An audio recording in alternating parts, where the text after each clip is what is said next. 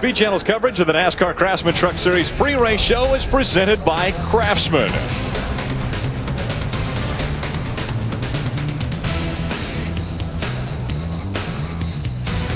Welcome to Dover, Delaware for the MBNA America 200.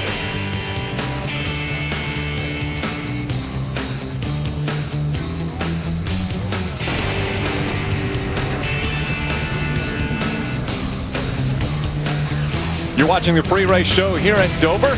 That's sponsored by Craftsman. And because we are in a hurry-up situation, we have moved forward the start of this race. That being because there is inclement weather in the area. Those of you that watched the Cup qualifying earlier saw a little bit of rain sprinkled in the Delaware area, and there's a hint of rain.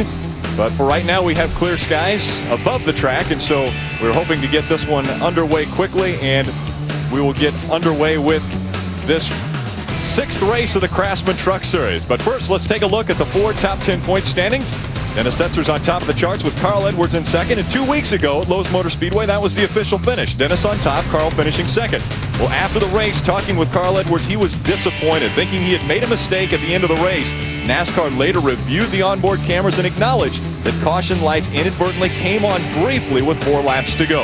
Edwards was leading when he slowed. Setzer passed him, went on to win the race. The results remain official. Setzer leads Edwards by 37 points.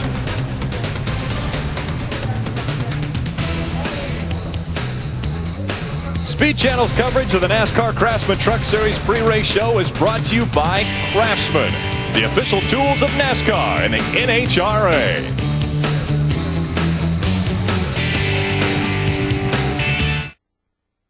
I want to go faster. I want to go faster, faster, faster, faster.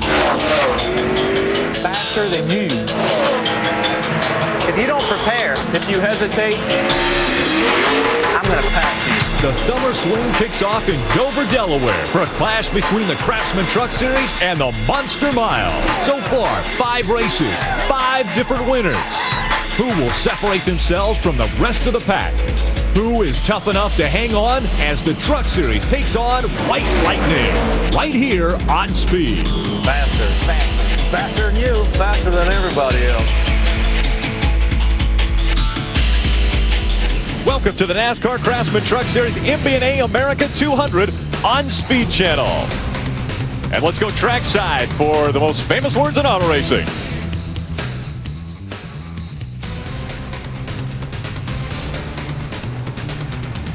Today with us to give our command for the MBNA America 200 is Mr. Bob Boyles, Assistant Vice President of MBNA Motorsports. Drivers, start your engine!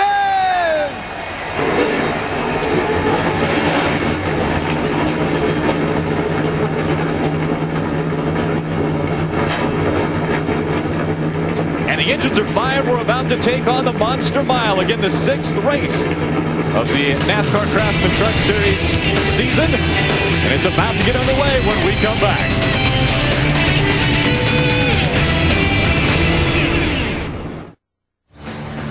Welcome back to Dover International Speedway for the NASCAR Craftsman Truck Series MBNA America 200. That vehicle's fired up, but it won't be on the starting grid. But here is your U.S. Army starting grid for today's race. Carl Edwards claiming his 2nd career pole on his outside. 50% of his races this season have been in the first row. That's Jack Sprague. Steve Park with his best qualifying effort this year. Rick Crawford on his outside. And Dave Blaney and Mike Skinner make up the all-Toyota 3rd row. Bobby Hamilton leads off the 4th row. You can see Shane Mill. I heard he had one of the strongest trucks in practice yesterday, so watch for Shane to run well there out of row 6. See our most recent winner, Dennis Setzer, back in row number 8 on the inside. And Ken Schrader, who has won here in the Nextel Cup Series and the Busch Series.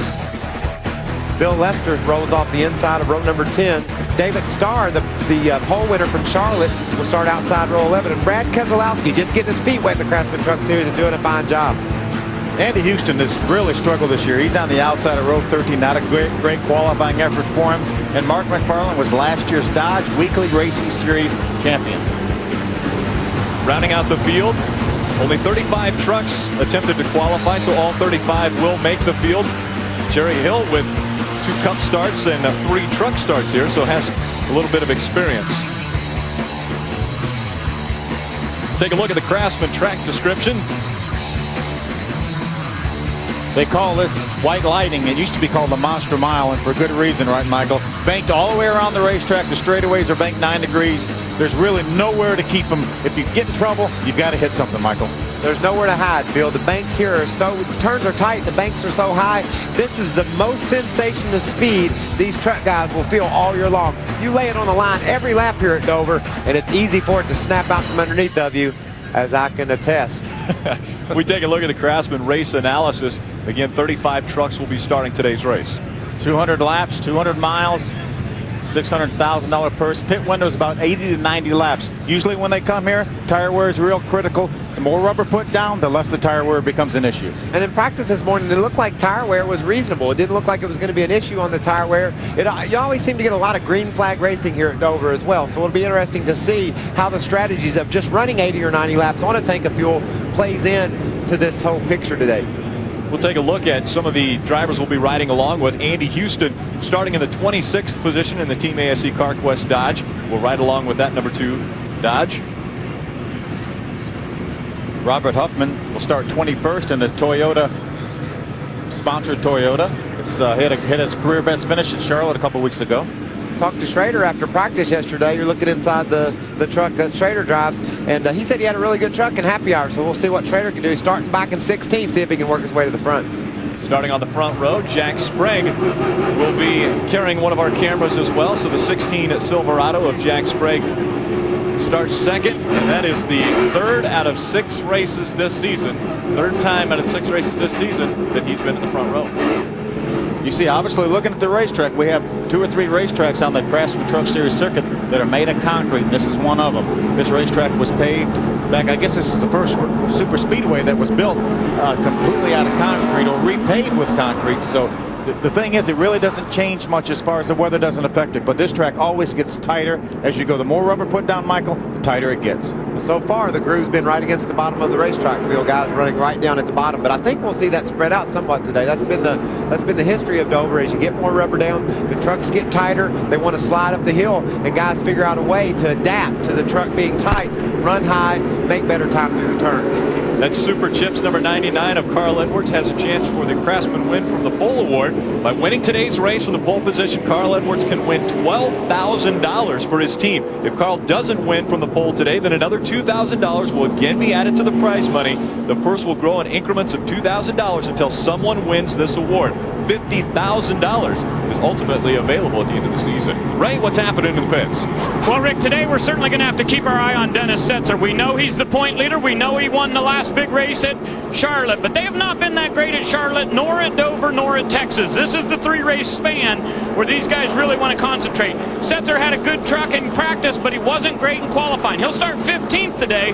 We'll keep our eye on Dennis Setzer and see if he's able to advance through the field. Wendy? Thanks, Ray. You usually hear the term silly season on the Cup Series, but not usually in the Craftsman Truck Series. Well, it's happening now with the competition level raised up. Toyota's coming on board. The performance of the drivers and crew chief has really put a lot of pressure on them. We have a bunch of changes going on already. First, we have Shelby Howard sitting out this race, and Dave Blaney's filling in for him in that truck. Also, Tina Gordon's at home this weekend. Lance Hooper stepped into that truck. Talk about crew chiefs. Johnny Allen's been let go at the 62 of Steve Park, but some of the biggest changes this weekend was the one. Sean Parker was fired earlier this week, and Gene Need came over from the 14 of excuse me, Rick Crawford, and he's over there. So Craig Hewertson is now at the 14. This is only race 6, folks, so we have a lot to go. There's no telling what can happen next week at Texas. Rick? Tell you what, a lot of changes taking place. Michael, you were shocked there a little bit as far as seeing how many changes took place from the last time you were up in the booth. Yeah, and another change that took place after practice yesterday, Ted Musgrave changed his engine, so they had to drop to the back of the field. Ultra Motorsports, a strong team, a championship contending team at Homestead in 2003, have struggled this year. Both their trucks have been off a little bit. They haven't performed like they'd want to. Another problem with Ted's truck, he's going to start in the rear. So Gene Need sometimes waves a magic wand, though, huh, Phil? Yeah, and Ted Musgrave is probably the happiest he's been all year this week. I talked to him right before the race, and he said, hey, I've got a comfortable truck. I know it's a bad deal starting at the back, but I really feel like we have enough truck to get us up to the front. Well, a couple of trucks, I talked to a bunch of guys in the pits after practice. A couple of trucks they say you better watch today. One being the 4 of Bobby Hamilton. You saw Bobby Jr. standing there watching. They say that's one of the best trucks in practice yesterday afternoon. Also, I hear the 42 of Skinner's running well, and the 16 of Jack Sprague as well. You documented he qualifies up front. He's been real strong. He struggled a little bit at Charlotte last week, a couple weeks ago. So it'll be interesting to see if the soothsayers, the guys in the garage area that think they know what they're talking about, are correct, and these trucks will shine today. I talked to Bobby as well before the race and mentioned, I said, you know, Bob, your truck's so strong. Are you going to let anybody else lead in your laps? And he said, everybody keeps saying that. Why is everybody saying that? I don't know anything different than anybody else does. That's the common thread through the garage area. Everybody you talk to, you know, some of them will have 4 or 5 different trucks they may mention, but every one of them mentions the number 4 truck of Bobby Hamilton first as being the best truck here. Another truck at Charlotte that was real strong was that NTN Bearings Toyota of David Rudiman. That thing was coming to the front. He had a real strong run going. Unfortunately, lost a motor, dropped from the top 5 in points down to 10th. Bobby Kennedy was in the garage area this morning saying they're very pleased with the way that truck's running today as well. So a lot of stories spread all throughout the field, especially with the fact that one of the trucks that was good at practice yesterday, Ted Musgrave, has now dropped to the tail of the field.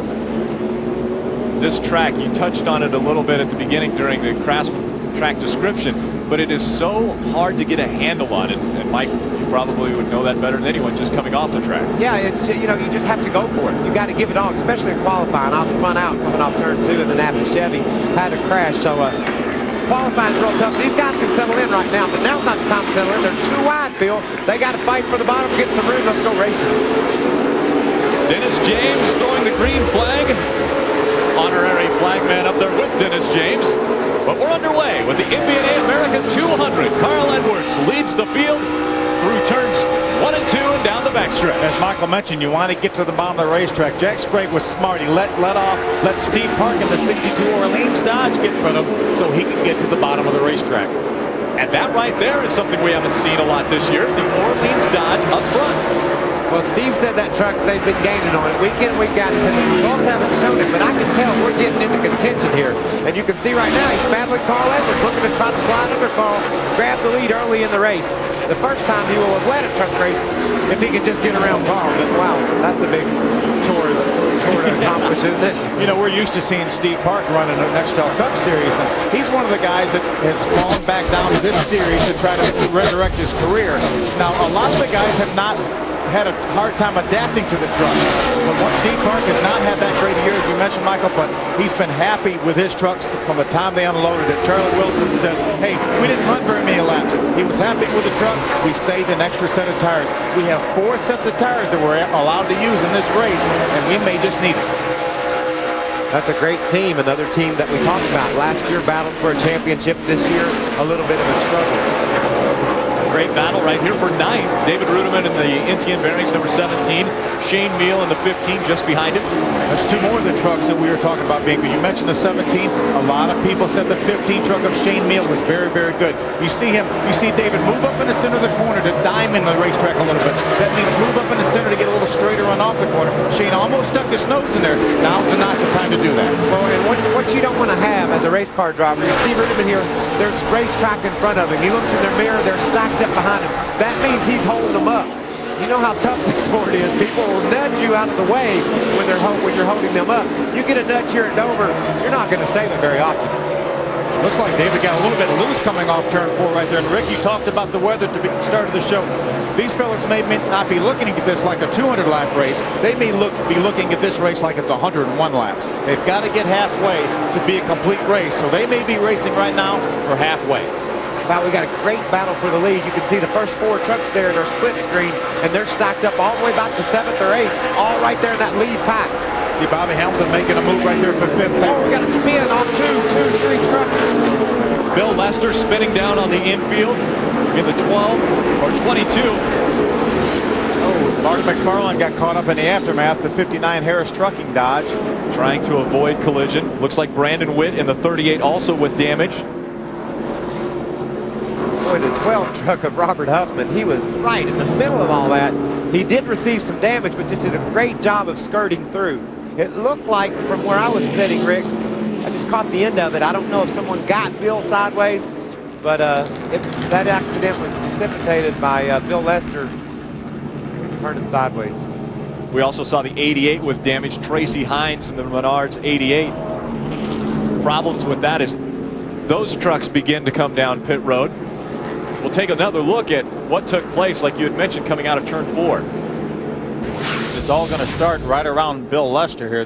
You're looking back towards turn number 4. Oh. You see him. He looked like, I don't know, was there contact between the 75 of David Starr and the 22 maybe? From that angle, you would almost think so, Phil. We talked about guys getting underneath of you and wanting to give you just a little bit of a nudge or try to make their way to the front. Let's not convict David Starr of doing that yet. We don't really have a conclusive shot to show that or not, but it appears that way. On board with Robert Huffman now. See, Robert made some contact with the 38 truck of Brandon Witt. Did a great job sneaking through there. You can't tell whether on board with Andy Houston. You can't tell whether Dave got a hold of Bill or not. It looked like Bill got loose, but almost looked like David Starr was trying to check up a little bit and then got a little help from behind as well.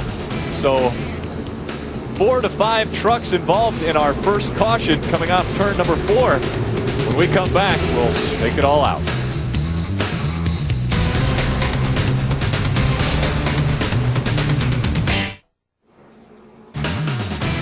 The NASCAR Craftsman Truck Series MBNA America 200 on Speed Channel is brought to you by MBNA. By Craftsman, the official tools of NASCAR and the NHRA. And by the next Ford F-150, 2004 Motor Trend Truck of the Year. First caution has come out.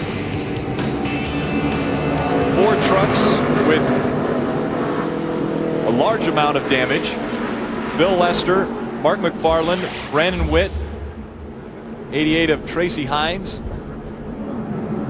See if we can get another look at this, Rick, and figure out what the heck happened. Did Bill just get sideways, or did the 75 get a hold of him? That's what we're trying to figure out. Yeah, the accident's already going to occur here. This is the aftermath. You see Tracy Hines and Brandon Witt get together. There's Ted Musgrave, the one truck right in the middle of your screen, driving through it. He and Andy Houston both did a tremendous job of threading their way through that crash.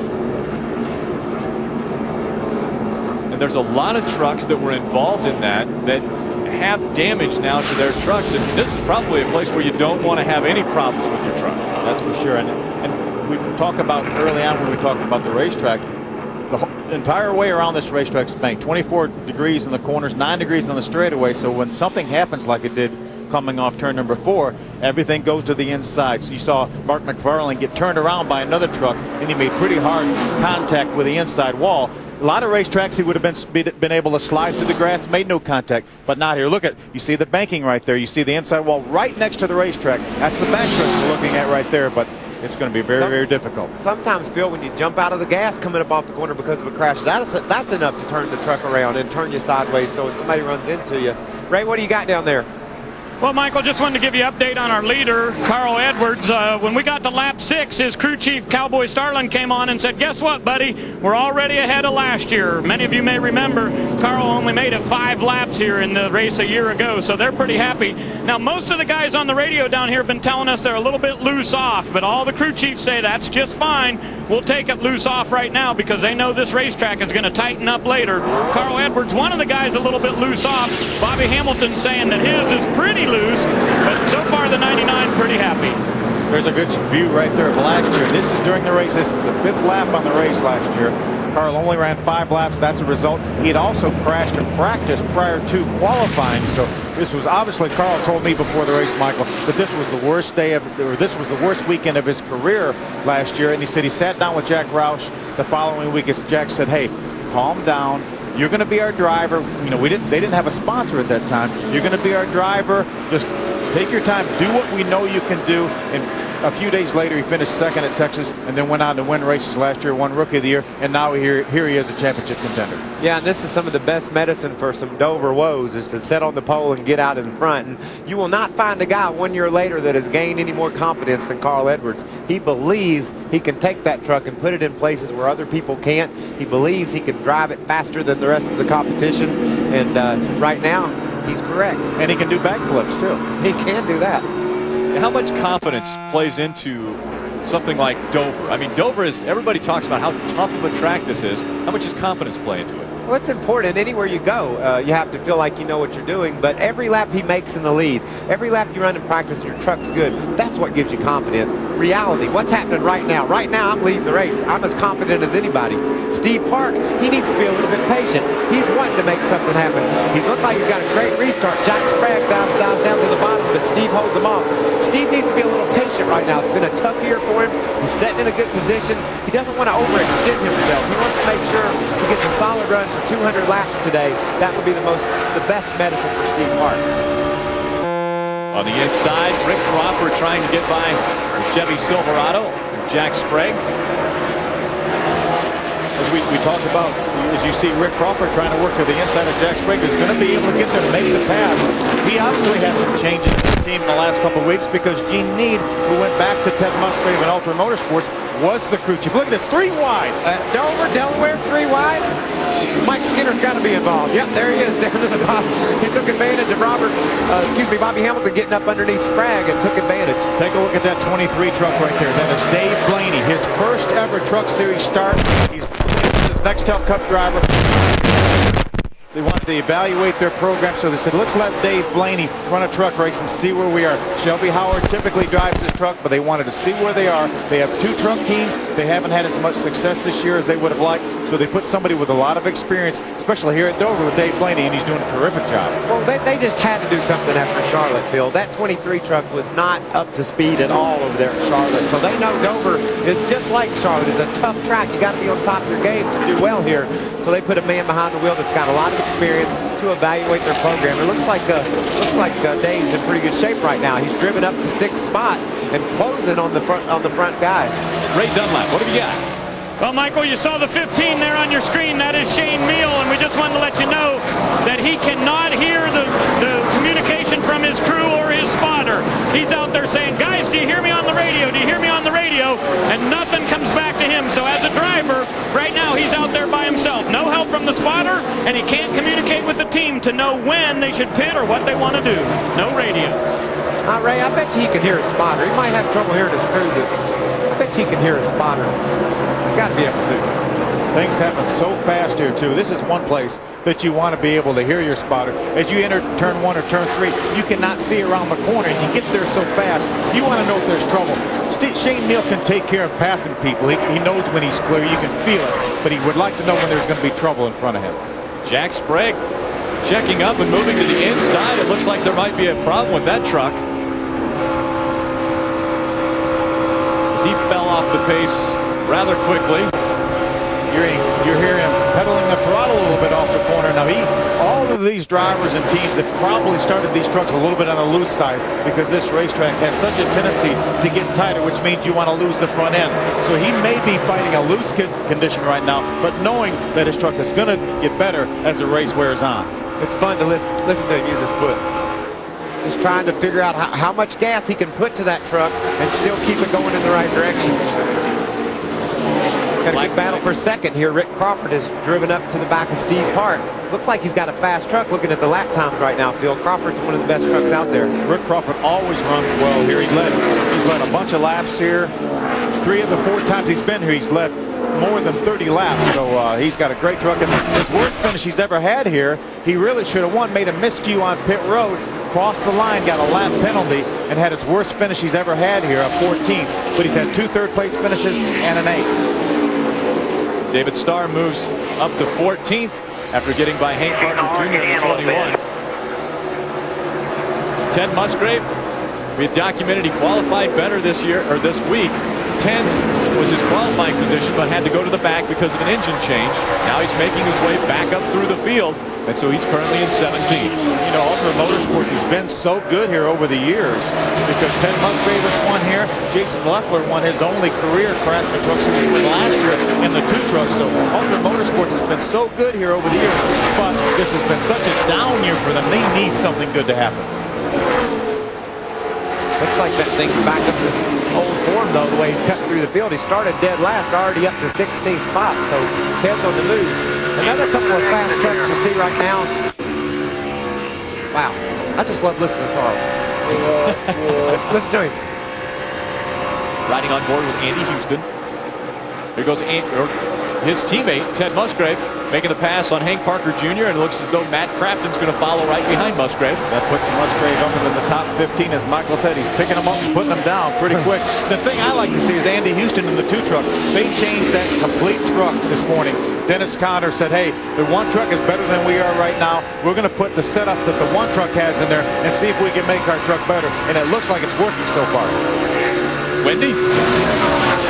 Yeah, that's right, Phil. When I talked to Dennis Conner this morning, he was telling me the same things. Actually, he was expecting the truck to be uncomfortably loose for Andy Houston, but that's not the case. Andy came over the radio and said the truck is tight. Dennis Conner's just telling him that it would help that tight condition to turn and drive it down the hill through the center. What Dennis Conner's talking about is maybe let the truck slide up in the center of the corner, get it turned, and try to drive straighter off the corner to make the truck a little bit, try to free the truck up exiting the corner. Phil Bonnefeld in the 25, black flag, not able to keep up the minimum speed, and so that drops the field down to 34 trucks. Steve Park is all over Paul Edwards for the lead. We can see here Kelly Sutton going a lap down early in the race. She got some damage from that wreck earlier in the race, so kind of hurting her truck right now. Sprague is...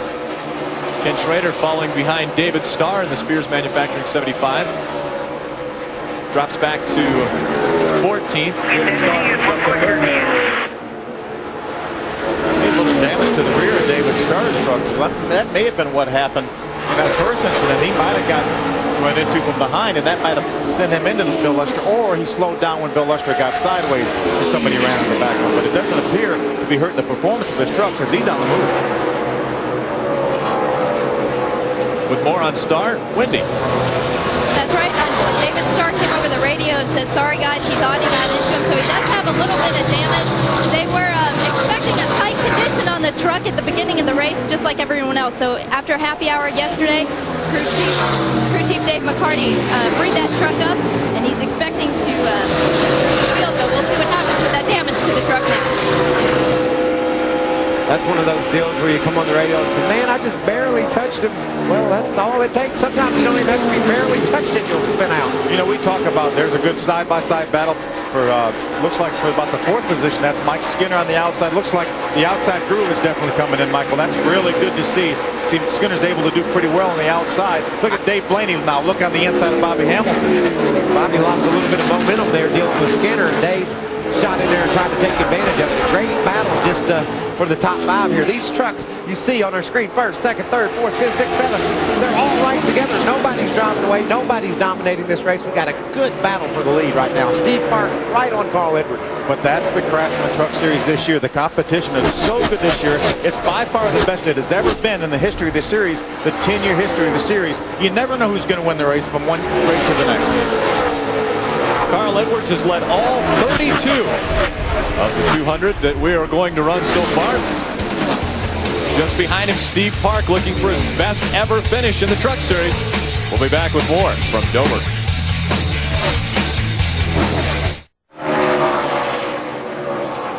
Welcome back. Father's Day just around the corner. Sears kicking off their Father's Day campaign from May 30th through June 20th, which is Father's Day. If you make any purchase of a Craftsman tool or other qualifying products from Sears, you have the opportunity to also get a limited edition NASCAR A Family Tradition DVD. Inside that, and that's only $4.99. Inside that DVD is an entry form. All you have to do is fill it out, give it in, and you could be possibly the winner of I believe it's almost 300 prizes that Sears are giving away, but they're also giving away a grand prize of a Ford F-150 that will be given away at Homestead. 4 lucky fans will be able to go to the final race for the Craftsman Truck Series, where they will be treated like VIPs, and Rick Crawford will hand them the Ford F-150 with the NASCAR Craftsman Truck Series paint scheme. There's a pretty happy cat right there, Rick. Yep. We've got a new leader in front of the pack, Steve Park, out in front now. Let's take a look why. He was all over Carl the last 10, 12 laps, and you can see here he gets right up on Carl. I don't believe Steve ever touches Carl. Carl just gets a little bit loose. You can see his hands there. Steve took the air off the spoiler and drove up underneath of him and got the lead. That's a good feeling for Steve. He is on his way leading this race and pulling away. That was a great view of his hands as he look at Brendan Gaughan there. He was a little bit happy that Steve Park took the lead. But that was a great view through the windshield of Carl Edwards. That's what it looks like when a truck or a car gets loose. You've got to correct it, but then you got to make sure you don't overcorrect it. So you got to cut the wheel back straight. Carl did a great job there. Lost several positions. He's fallen back now to the 7th position. A lot of drivers have made the comments about this being a self-cleaning track where things just fall to the inside. Does that cause even more problems when you have a loose truck coming out of the turns? It's just all the speed, Rick. You're just going so fast. When you get loose, your reaction time has to be just dead on. You overcorrect it, like Phil said, into the outside wall. You don't correct it enough, the back end comes around. The degree of difficulty at this racetrack is over the top because of all the speed. Here's a 15 truck, Shane Meal. He made a pit stop while we were away at commercial break. Right now, the crew is asking NASCAR to black flag him. We heard that he had some radio communication problems because he is missing a lug nut. So this crew wants him to come back in so they can put that lug nut on. But what a tough wreck. He worked his way up into the top 10, had a strong truck, and now he's going to find himself probably after he makes another pit stop for the black flag, at least 3 laps down. 2 leaders so far. Carl Edwards led the first 32 laps. Steve Park has led the last 11 laps in the Orleans Dodge. We're used to seeing that sight. The 62 Orleans Dodge out in front. Steve Park now piloting it up front.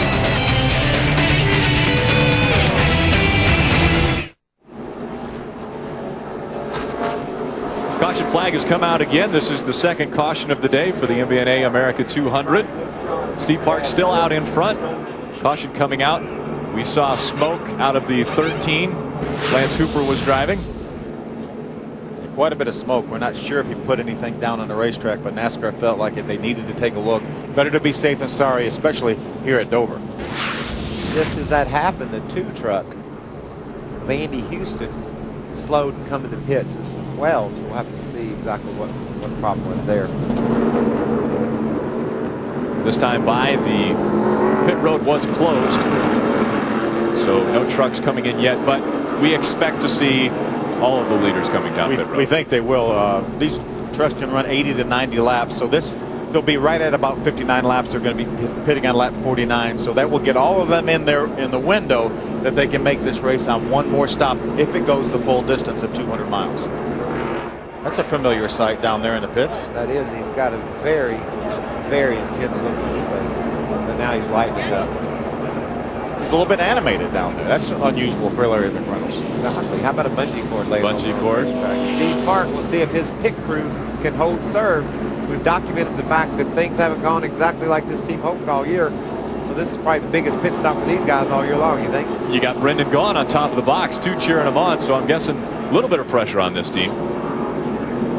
We do one of those triple split deals where we can watch everybody? We have that technology, Michael. Oh, man, that's my favorite thing when I watch I think we ought to do that.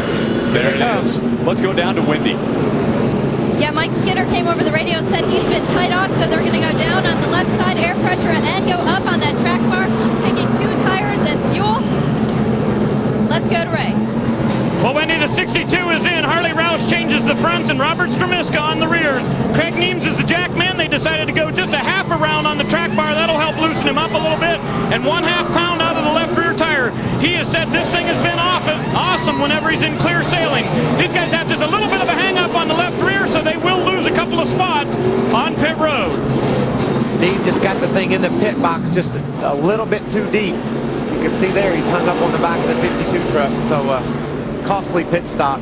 But when he came through the pits, Phil, if you can get a replay of it, the victory lane is right there where Steve's pitting. He drove onto that paint with his brakes on, and he slid through the paint. I believe that's why he wound up on the inside of his box. Yeah, people don't realize how slippery that paint is. So I'm sure the entire rest of, there's the paint right there. That's what we're talking about right there. The rest of the concrete is not slippery, but when you get on that paint, that's where he slid the wheels coming in the pits. He got too close to pit wall. The jackman did not have enough room to get a full stroke on the handle, so that's what really hurt him. And then by that time, the 52 truck had come to the pits and blocked him in.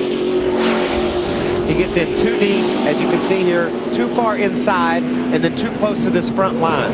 And when he went to leave, Schrader was doing his normal deal. There just wasn't room for Steve. And you can't tear off that left front fender, Phil. That's a critical part of these trucks. You got to have all that downforce on the front end so that it'll stick in the corner. So Steve went from leading the race all the way back to 13th. We're going to find out how strong that Orleans Dodge is now as he has to fight his way through traffic. There's another view. You see Steve trying to pull out of the pits. There's no way he can get out, because one of the reasons he was in so deep, that's another reason that compounded the thing, is why he couldn't get out. He was in so deep, he couldn't drive around the back of Ken Schrader's Federated Auto Parts truck. Here's the race on pit road. There's Mike Skinner, the 42 truck in the lead. Let's see who's going to come out second. There's Rick Crawford, the Sears truck, Carl Edwards, and Dave Blaney. Fifth race led this season for Mike Skinner. We'll come back, see if he can hold on.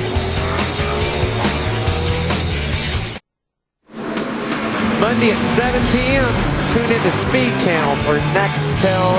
Yeah, I don't even know the name of that. Inside Nextel Cup. I can't even remember the name of that show when I'm doing this show. Me, my buddy Schrader, Johnny Benson will dissect all the events from the NASCAR racing the previous weekend. This case, Dover, Delaware, all 3 series running. It'll be a full hour of entertainment, so be sure you tune in and check us out. Two handsome characters there. Thank you. Welcome to the broadcast, Michael Waltrip and Phil Parsons. I just wanted so bad to say the name right, because when I do the introduction at the show, I always mess it up. And they changed it. They changed the name a couple of years last year, and I just still haven't got it down pat. But it's only June. I know. I think I'm really going to come into my own over the next couple of months. Let's get back to the important stuff. You can see the pit summary here. Park in first, out 14th. Great stop for Skinner. He gets the lead. What happened to Chad Chapman? He suffered as well. Let's go racing. Chad Chapman came in twice into the pits. Mike Skinner leading the field to the green flag. Tracy Hines, the 88 truck, had damage from that first caution flag. First truck, he's on the inside. He's down 1 lap. He's the first truck 1 lap down. Skinner, Crawford, Carl Edwards all have been able to clear him. Now have clear racetrack. Carl Edwards dropped from the lead back to 5th when Steve Park and 4 other trucks were able to get by him. And now, with a good pit stop, Carl Edwards back up into 3rd. David Starr running very well, currently in 5th position. He had a good pit stop. His Dave McCarty-led guys did a great job and got him in. Came in the pits, I think, about 11th. Yep. Came out with a real good finish. It's a good race for second place. Carl Edwards has made. They've made some adjustments to that truck, Michael, and now it looks like it's going to the front. I guarantee you, he told Cowboy, tighten this thing up, buddy. I need some grip. A lot of drivers mentioned that the track tightens up as they go. Is that something that you just plan for as a crew chief? It's something you plan for, but Carl was so deep into a run and still loose. He knew that he needed an adjustment on that truck in order to get going. And like Phil said, it looks like he's gotten that adjustment and closing in on our leader. Jack Sprague right there. He's currently running in the 10th position. Looking back at Terry Cook and Steve Park, we had mentioned Steve Park with a problem in his pits. Came in, your leader came out in 15th position. Now battling for the 11th spot. Steve's got a good enough truck. He just needs to be patient. He knows how to do this. He's finished second here in the Nextel Cup race, so he knows how to be patient. He knows how to take care of his equipment. He's going to work his way back to the front, and it's just going to take him a few laps to do it. And you can see with the move he made on Terry Cook there, he slid up the hill, diamond the corner, drove to the bottom. That truck is working right, Phil, so I expect to see him return to the front. Another truck that we talked about at the beginning, the 4 of Bobby Hamilton. We talked about how well that one was going to run. Right now, kind of still sitting back in the middle of the pack, about 7. Talked to Gene Neat, crew chief for Ted Musgrave, and I said, hey, everyone's talking about how good Bobby Hamilton, and there he is right there. Gene said, hey, I think we compared our lap times to his lap times, and I believe we might have been a tick quicker overall than the 4 of Bobby Hamilton. How about that, Ray? Well, definitely, Phil. And the thing was, they took some tape off the front grille for Bobby Hamilton, also made an air pressure adjustment on the right front. But the reason he did not advance on that pit stop is he got blocked in up front by the number 17 of David Rudiman. So he had to back up for a few seconds to get off pit road. That's why Hamilton didn't make any progress on that first round of pit stops. And when you have a lead battle like we saw earlier in this race, Phil, where the first 9 trucks would all fit on our TV screen, track position is critical. It's hard to make up all those spots when everybody's running so comparable to each other. So when you lose a couple of spots, it takes you a while to make it up. And there's 43 pit stalls here. They only use 36 of them. Obviously, we have 35 for this truck field. We have 35 trucks in the race. There's a good side-by-side battle between Bobby Hamilton and Ted Musgrave, the trucks we were talking about a few moments ago, as David Rudiman, the 17th truck, looks on. But it's not that difficult to be blocked in your pit series, because these pit stalls are not uniform from racetrack to racetrack. This is a relatively short pit road for 43 stalls, so these pit stalls are a little bit more narrow or shorter than they are at a place like Michigan or Charlotte that has a longer pit road. It's always a challenge getting in and out of the pits, whether you're running first or last. It's difficult to do. And once you try to leave your pits, it's very narrow as well. So not only are the boxes short, like you documented, it's narrow, so it's hard to get in and get out. It's like trying to park at a mall these days. I think all those parking spots have shrunk too, because my Chevy Silverado truck won't even fit in one of them anymore. Dave Blaney in the 23 making his way up to the front. This is his first ever truck race in that Toyota. And Dave Blaney running very well right now. Actually has moved up even to 4th place. So Mike Skinner, Carl Edwards, and Dave Blaney, your top 3. We'll be back with more racing.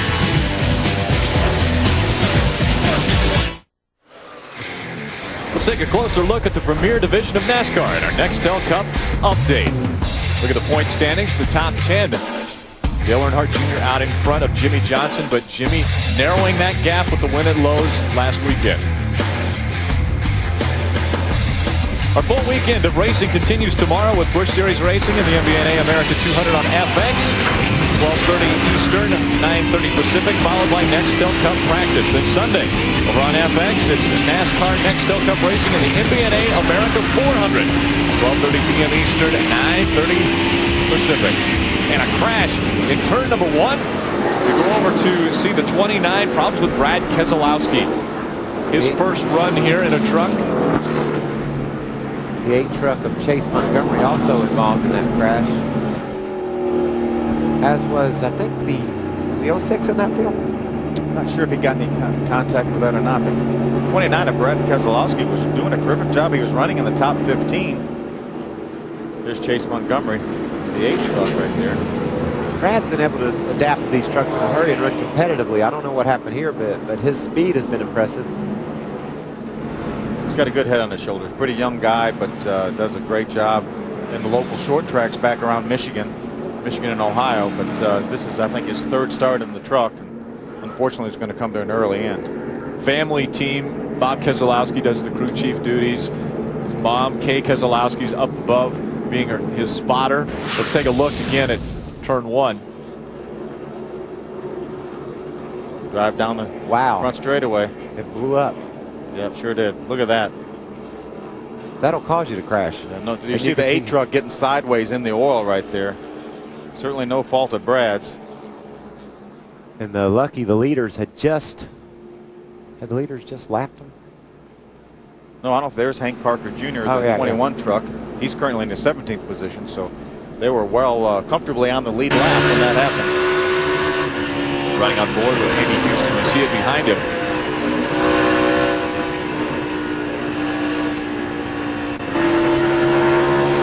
Toyota's Robert Huffman also with the view of this and trying to avoid the oil laid down on the track by Brad Keselowski.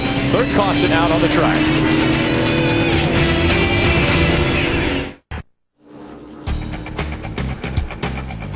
And welcome back. Mike Skinner still out in front of the field for the MBNA America 200.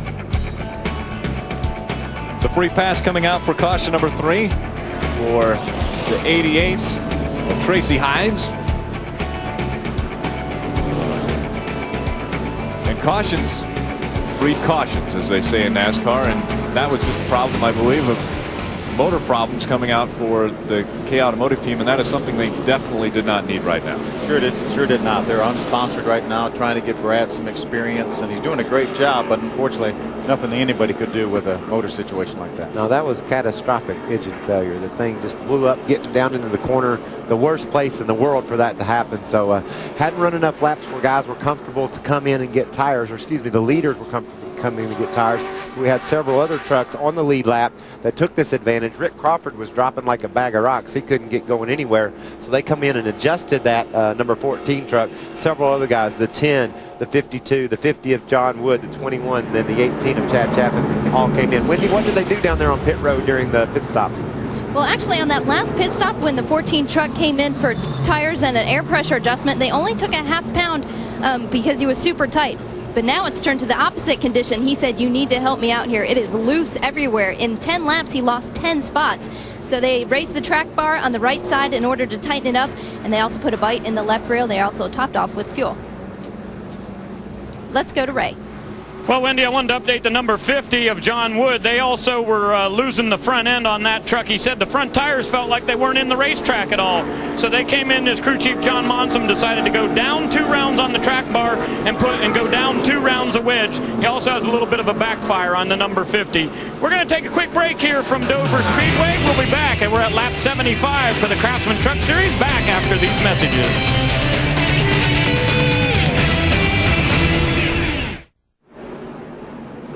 Welcome back to Dover, Delaware. We got this race underway right away, thinking that the potential of rain was there, but we haven't seen any precipitation in the air. So far, we've completed 78 laps of 200. Phil said that the precipitation sometimes breaks up when it gets to the bay. I believe it. That's what it looked like on the radar. So I think we're all right. And again, we've only got 24 more laps to go till this is an official race. So we're going to get this race done today.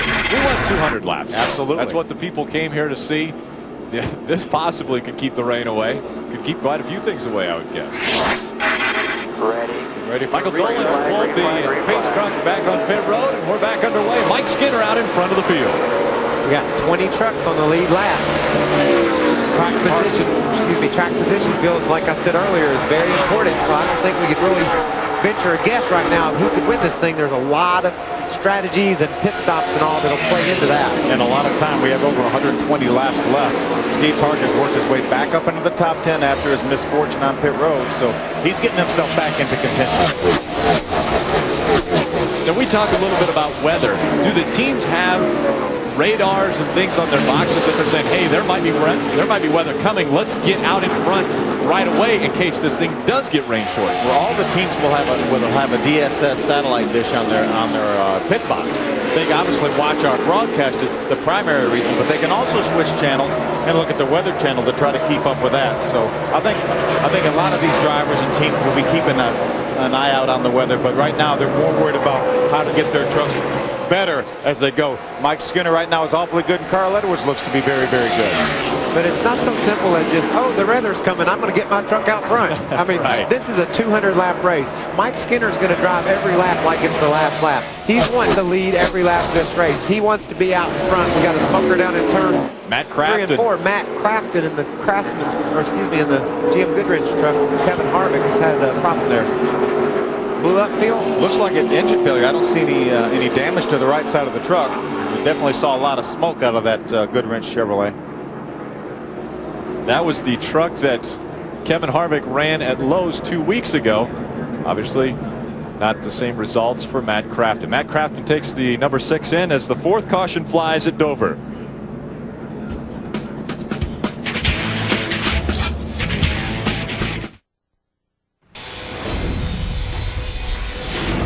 You know, in the old days in your shop, we used to use a floor jack like this. This old clunky thing weighs about 110 pounds. It's hard to move around, and when you start jacking on it, you can do this for days before you get your work done. But now Craftsman has come up with the Speedy Lift Jack. This thing is awesome for 2 reasons. Number 1, it's made out of aluminum and only weighs about 44 pounds. Check it out, even a guy like me can pick it up easily. It's got great handles on the side and the back, but check this out. When you go to get up to the truck, Just a couple of little pumps and you're already to the chassis. This saves a lot of time for the crews down here in the garage.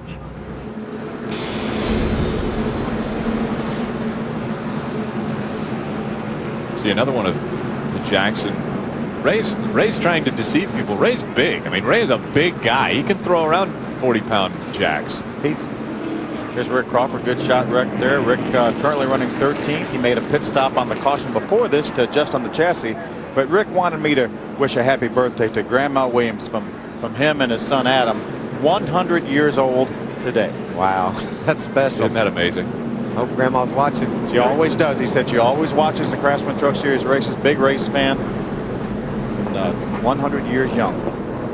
Maybe Rick can charge back to the front and get her a win on her 100th birthday. Ray, what do you think about that? Well, guys, I just wanted to update you real quick on the 50. John Wood came in here and they cut the chain on the right rear. This has happened 3 or 4 times in truck racing this year where I've heard of teams say they just can't get the truck to handle because they've got the chain too tight on the rear. Of course, they put those chains on there so when the guys jack the truck up, they'll be able to change the tires. But they had to cut the rear chain on the right side of the number 50. We also know that the 2 truck had problems with that earlier this year. So kind of interesting to see that happen so much so far this year.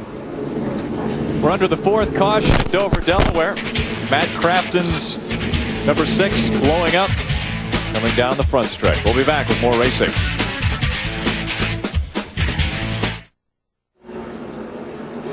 Welcome back to the NASCAR Craftsman Truck Series event here at the Dover Speedway, the MBNA America 200. And I'm going to call my buddy Schrader on the radio and see how his race has been going so far.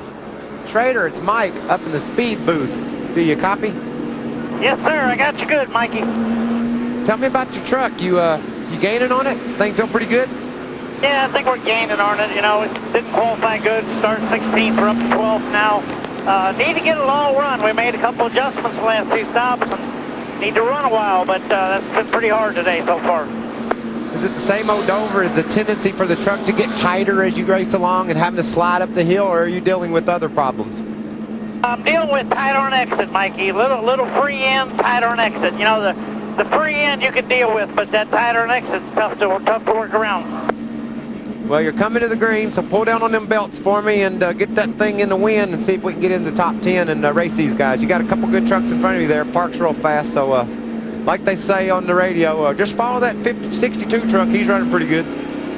Well, we got a long way to go, but a long time to get there. So I'm going back to work now. I'll get with you a little bit later. Hey, you're okay, aren't you? Yeah. Physically, I'm fine. Mentally, I'm a wreck.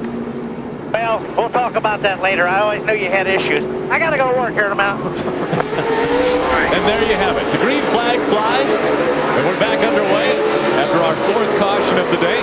Mike Skinner still out in front of Carl Edwards, Dave Blaney, David Starr, and Bobby Hamilton.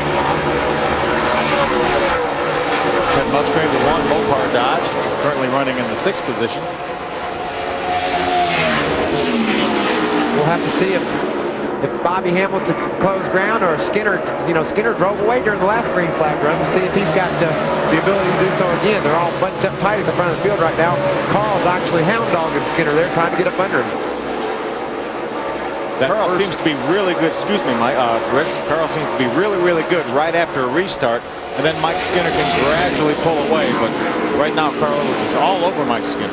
I was going to say back and forth, David Starr was involved slightly in that first accident that included Bill Lester and Mark McFarland, Brandon Witt, Tracy Hines, all those guys involved in that. And it looks as though they've got the 75 running very well right now. He's up to 4th position.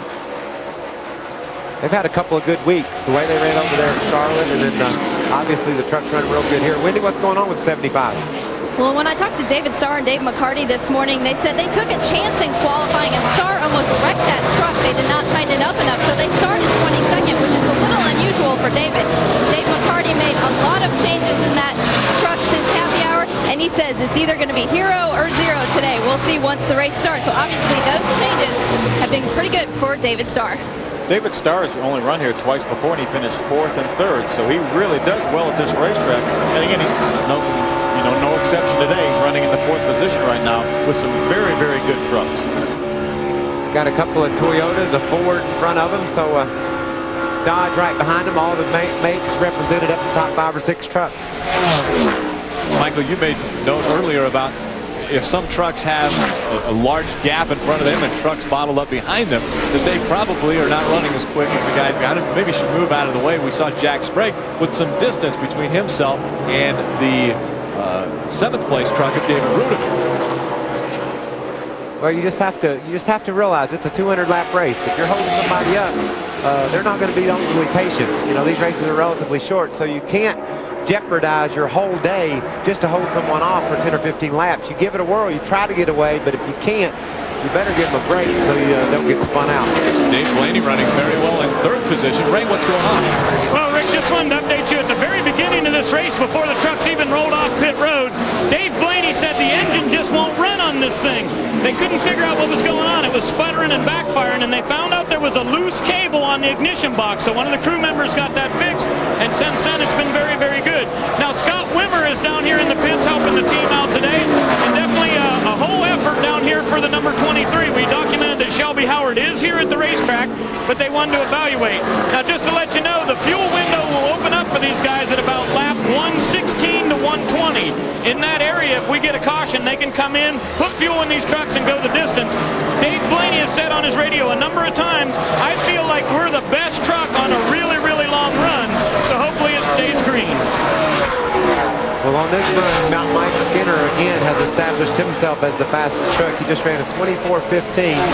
Carl Edwards run just a tick slower than that, but those 2 trucks are a couple of tenths faster than everyone else on the track. So it seems as if he can keep his track position and doesn't have any problems in the pit or no problems on the track, that could be the truck we're going to look at as a favorite to win this thing now here at halfway, Rick. And Toyota could claim their first ever win in the upper echelon of NASCAR. Wendy, what's going on with 42? Mike Skinner has just been saying it's a little loose in and off, but he's been fairly happy with the truck. Rick Wren came over the radio and said, we have something even better for you, Skinner. He said, I have a shiny new set of stickers coming on you for the next pit stop. So, Skinner, I believe everyone saves their last set of tires the best set for last. Is that not right? That's what they say on Days of Thunder. Harry Holden, you know, he always had a special set of tires for Cole. So I've been told that a bunch. The best set's the next set we got. So I bet you that's what they're telling Skinner. You know, we hear Mike Skinner talk about his truck being a little bit loose in the corner, a little bit loose off the corner. To me, Michael, this is one of the places probably that you can get by with being too loose less than you can anywhere else, because I would rather be a little bit on the tight side here than a little bit too loose, because I mean, you go so fast here and you're on the throttle and hammering it so hard, the slight bit of looseness here and you could be in trouble. Well, I think that's like we alluded to earlier. It's more difficult to drive a truck loose, and when you up the degree of difficulty, which this track does, then obviously you can get in trouble in a hurry, and you have to be a little conservative when your truck's loose. So Skinner is an expert. I mean, he will charge with the car until the race, from the first lap to the last lap. So he can probably take advantage of being a little bit free, but he'll probably like him to tighten it up for him a little bit too, so that he can make sure he can get going right off the bat. That's when it's really difficult. If you're a little loose, is when you first go under green flag racing, and then after that it gets easier and easier. Mike Skinner's been able to run down on the bottom of the track as you watch him go through 3 and 4. He is right down on the bottom of the track, coming out, going in. He's been running very well all day, and so Rick Wren and that team has really got that truck figured out. They were very happy with their truck after happy hour. I talked to Rick and Mike both, and they really struggled in practice prior to qualifying, and they finally hit on something. They changed almost everything they had on the truck between qualifying and between practice prior to qualifying and qualifying, and then they were very happy with this truck in the happy hour practice. When you look at this truck down in the corner field, watch the way that thing's sealed to the road. It looks like they've got a really soft setup in the front end of that truck. See the right front corner of the truck right there? It's just right against the ground. So he's taking advantage of having that thing soft in the front to stick those front tires, and using the aerodynamic downforce of that Toyota truck to seal it to the road.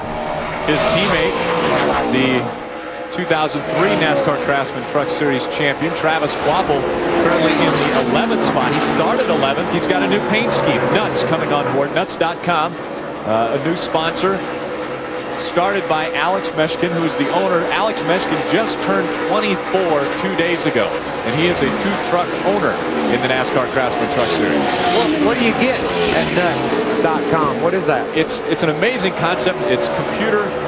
It's an internet situation where if you go online and we almost had a problem with the wall right there. But if you go online and you visit the sponsors, the different companies that are associated with nuts.com, you earn points, and then you can use those points to purchase things on auction.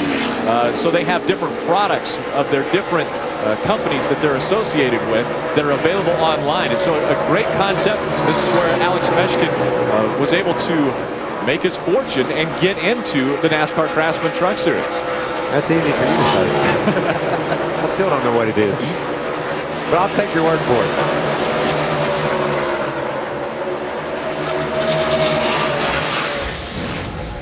Take a look at what just flew off of the 20 or still on the 22. Yeah, it's just tape. They tape these things up when they crash them, so it was coming untaped. It's coming unraveled.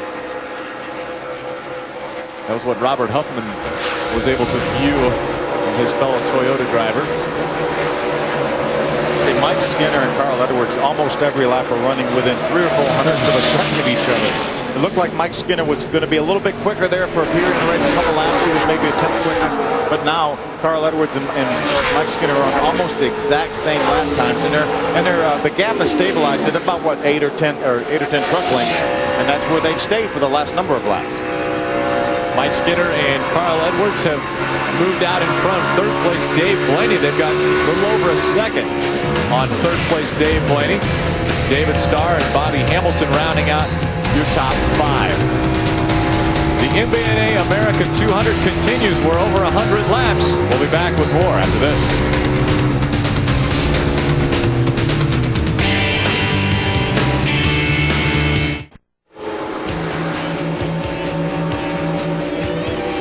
Welcome back to the NASCAR Craftsman Truck Series MBNA America 200.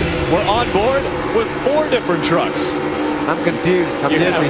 Andy Houston in the upper left, Robert Huffman in the upper right, Jack Sprague in the lower left, and Kenny Schrader. Kenny Schrader down in the lower right. Hey, Rick, could you explain to me that nuts.com thing again? As a matter of fact, no, I can't, Michael. I'll admit to you, I cannot explain that to you. Okay, good. It's way over my head.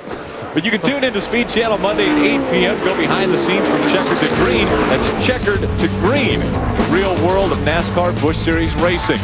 Casey Kane, Tim Speedway, David Strimming, all a part of NBS 24/7. That's good stuff right there. I can tell you that.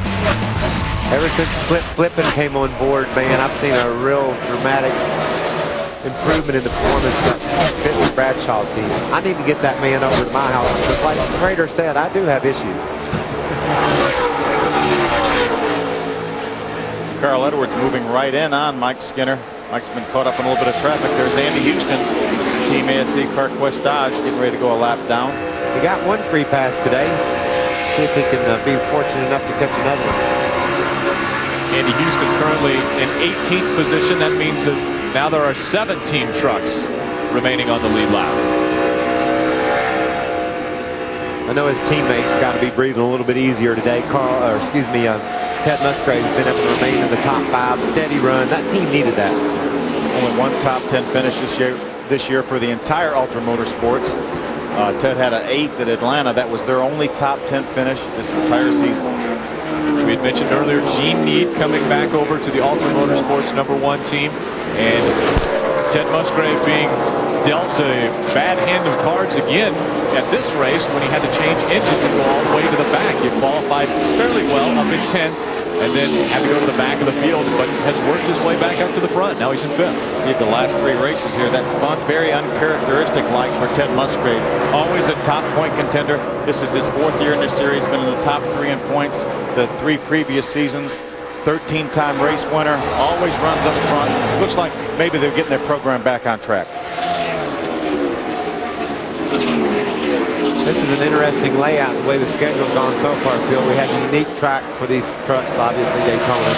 And we had a couple of small tracks, Mansfield, Martinsville. They're a lot alike. Then you had the 2.5 miles of Atlanta and Charlotte. And now this place is a unique place. I mean, nowhere else do they run a track like this. It's so fast, so high bank, but yet it's only a mile long. So it'd be interesting to see how they can parlay these races in the early part of the season where they race on so many different types of tracks into what the rest of the season plays out like. Who will be strong as we go forward after running so many different tracks early in the race? Mike Skinner out in front trying to improve upon the second place finish for Toyotas at both Daytona and Atlanta. See if they can get their first win. Carl Edwards just behind him. He got his second pole here.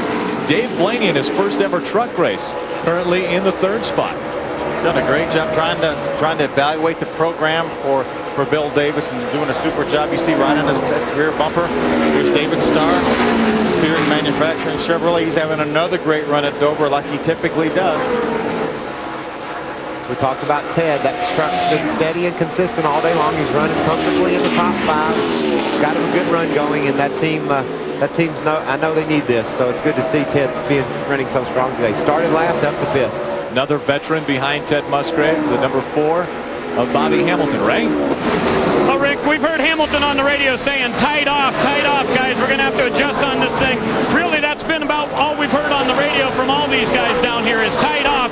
We're at lap 125 right now. Within the next 5 or 6 laps, we're going to be where these guys are going to have to start pitting. I expect Bobby Hamilton to come down pit road about 132. Same for the leader, or excuse me, for the number 99 running in second of Carl Edwards. David Ruderman in the NTN Bearings, number 17, currently shown in 7th place, trying to bounce back from a very disappointing race at Lowe's Motor Speedway, where he got into the wall and then later the engine went out on him. Had never seen this racetrack till he got here yesterday. What a perfect job he's doing. He really adapts awfully quick to these new racetracks because so many of the racetracks are new for him. And there's a guy that no racetrack is new to Jack Sprague. 3-time series champion, winner this year earlier in the season at Mansfield, Ohio, another new racetrack. So doing a terrific job here. Ray, what's going on with Jack Sprague? Well, Phil, when they pitted on lap 49, Jack was very tight in the middle. They took a rubber out of the left rear, and since then, he said the truck is definitely better, but he just hasn't been able to advance any. He said he's not exactly sure. It feels good in the middle and good off the corners, but he's not making any ground. You know, Ray said there they pitted at lap 49. That means within 10 laps here, all these guys are going to have to pit, whether the caution flag comes out or not, except Rick Crawford, Terry Cook, some of these guys that made a pit stop on lap 73, they're going to have about a 25-lap window there where possibly if they catch a caution in that period of time, they can gain a huge break. Our points leader, Dennis Setzer, just in front of Steve March, who had a great qualifying run and was running well, was up in front, has led laps here, then had a problem at pit stop. Now he's dropped back. He's trying to work his way back through the field. He's currently being shown in 10th place. Pit stops will be up next.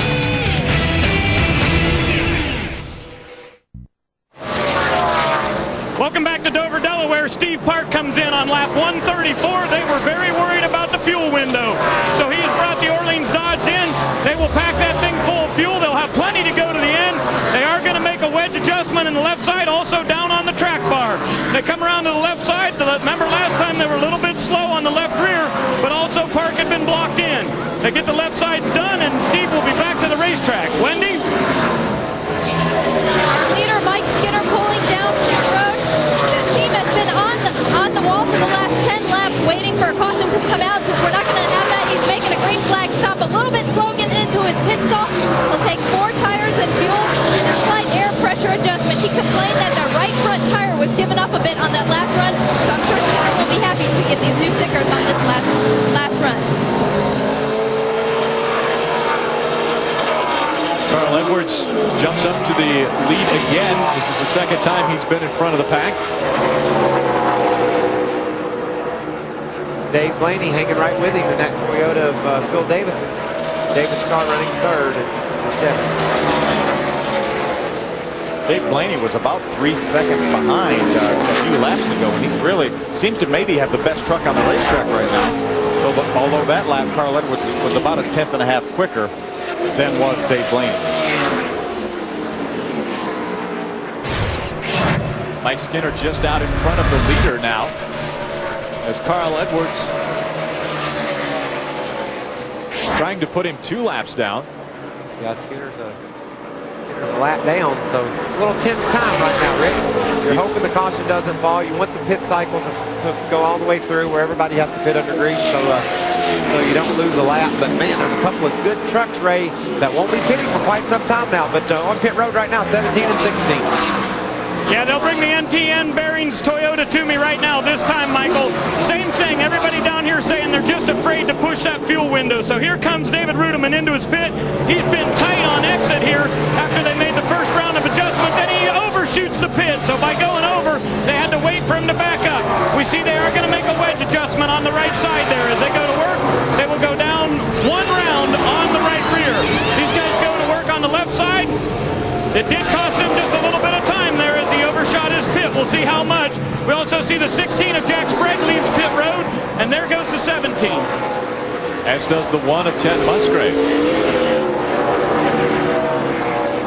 Bobby Hamilton missed pit road entrance. Look at him slowing on the track, trying to get back up to speed. He missed the entrance. Wow. It's going to cost him a tremendous amount of time. There's a commitment cone that you have to commit to pit road before you have to be at pit road speed and make the commitment. And obviously Bobby Hamilton did not make that cone. Bobby is back on pit road right now. Lost a tremendous amount of time in that little miscue. Let's go back down to Ray.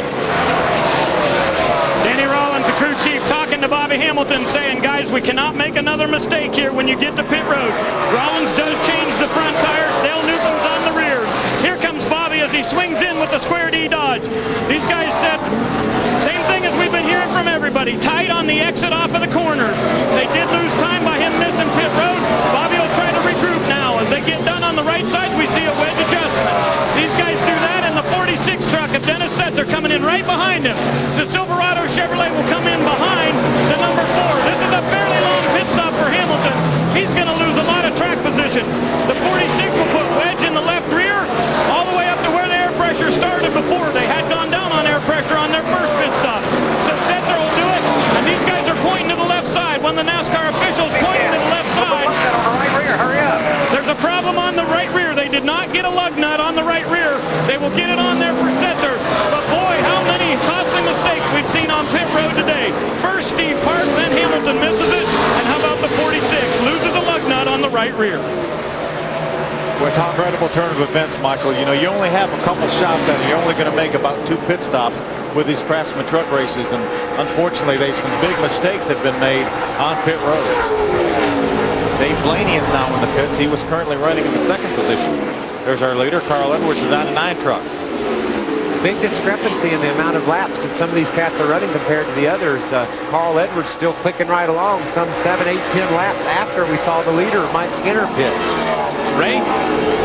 Dave Blaney has said he has had the tightest truck of anybody out there. He could tell it by watching the other drivers, so they're going to make an adjustment with air pressure. Will they go with 2 tires or 4? They get ready? No, it will be 4 for sure this time. So Blaney will work on a bit of a problem there. These guys, it's just been amazing to see how many costly mistakes we've had. They slow on the right front. He runs over the hose. But Carl Edwards has not come off of pit road yet. I got to believe in the next lap, he'll be down this way. You got David Starr heading onto the pit road now. Wendy, talk us through this pit stop. Lap 148, David Starr finally coming in for his stop. Dave McCarty was waiting as long as possible to see if a caution would come out. They're going to take 4 tires and fuel and make a slight track bar adjustment because they have been tight off. Having trouble with the front tire changer, having a little bit of trouble on the left side. Lots of problems on pit road during this green flag stop. David Starr is away. I believe Carl Edwards might be out of gas. He's wiggling the truck as he goes down the backstretch trying to get in on pit road. May have pressed it a little bit too far. You see him, he's still wiggling. He's really going to cost him a lot of time. There's the commitment line. He's got to be down to pit road speed right there. Now he's got to coast all the way down to his pit.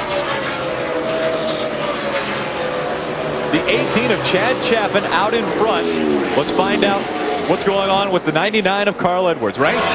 Well, you guys hit it right on the head. Carl just said on the radio, out of gas, cowboy. So they're going to be ready with ether. He shakes that super chips forward, back and forth. Bobby Clark does the front tires, and John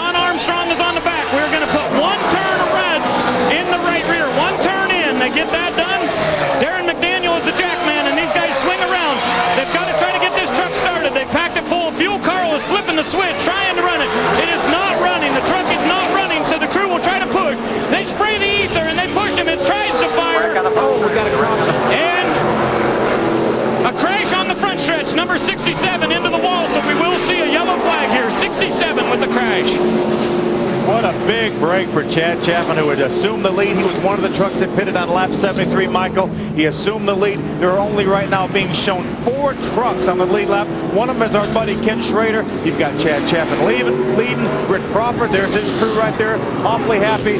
Hank Parker Jr. in 3rd and Ken Schrader in 4th. The only 4 trucks on the lead lap. And the amazing thing about that 18 truck of Chad Chaffin, Phil, not only has he been out there since lap 73, taking advantage of having a little extra fuel, but his lap times. He's been the fastest truck on the track, even though he's got older tires on than some of the guys that have already pitted. We've been watching him. We're able to see with our computer who runs the quickest lap each lap. And I keep looking up there, and every time it's Chad Chaffin running the quickest laps.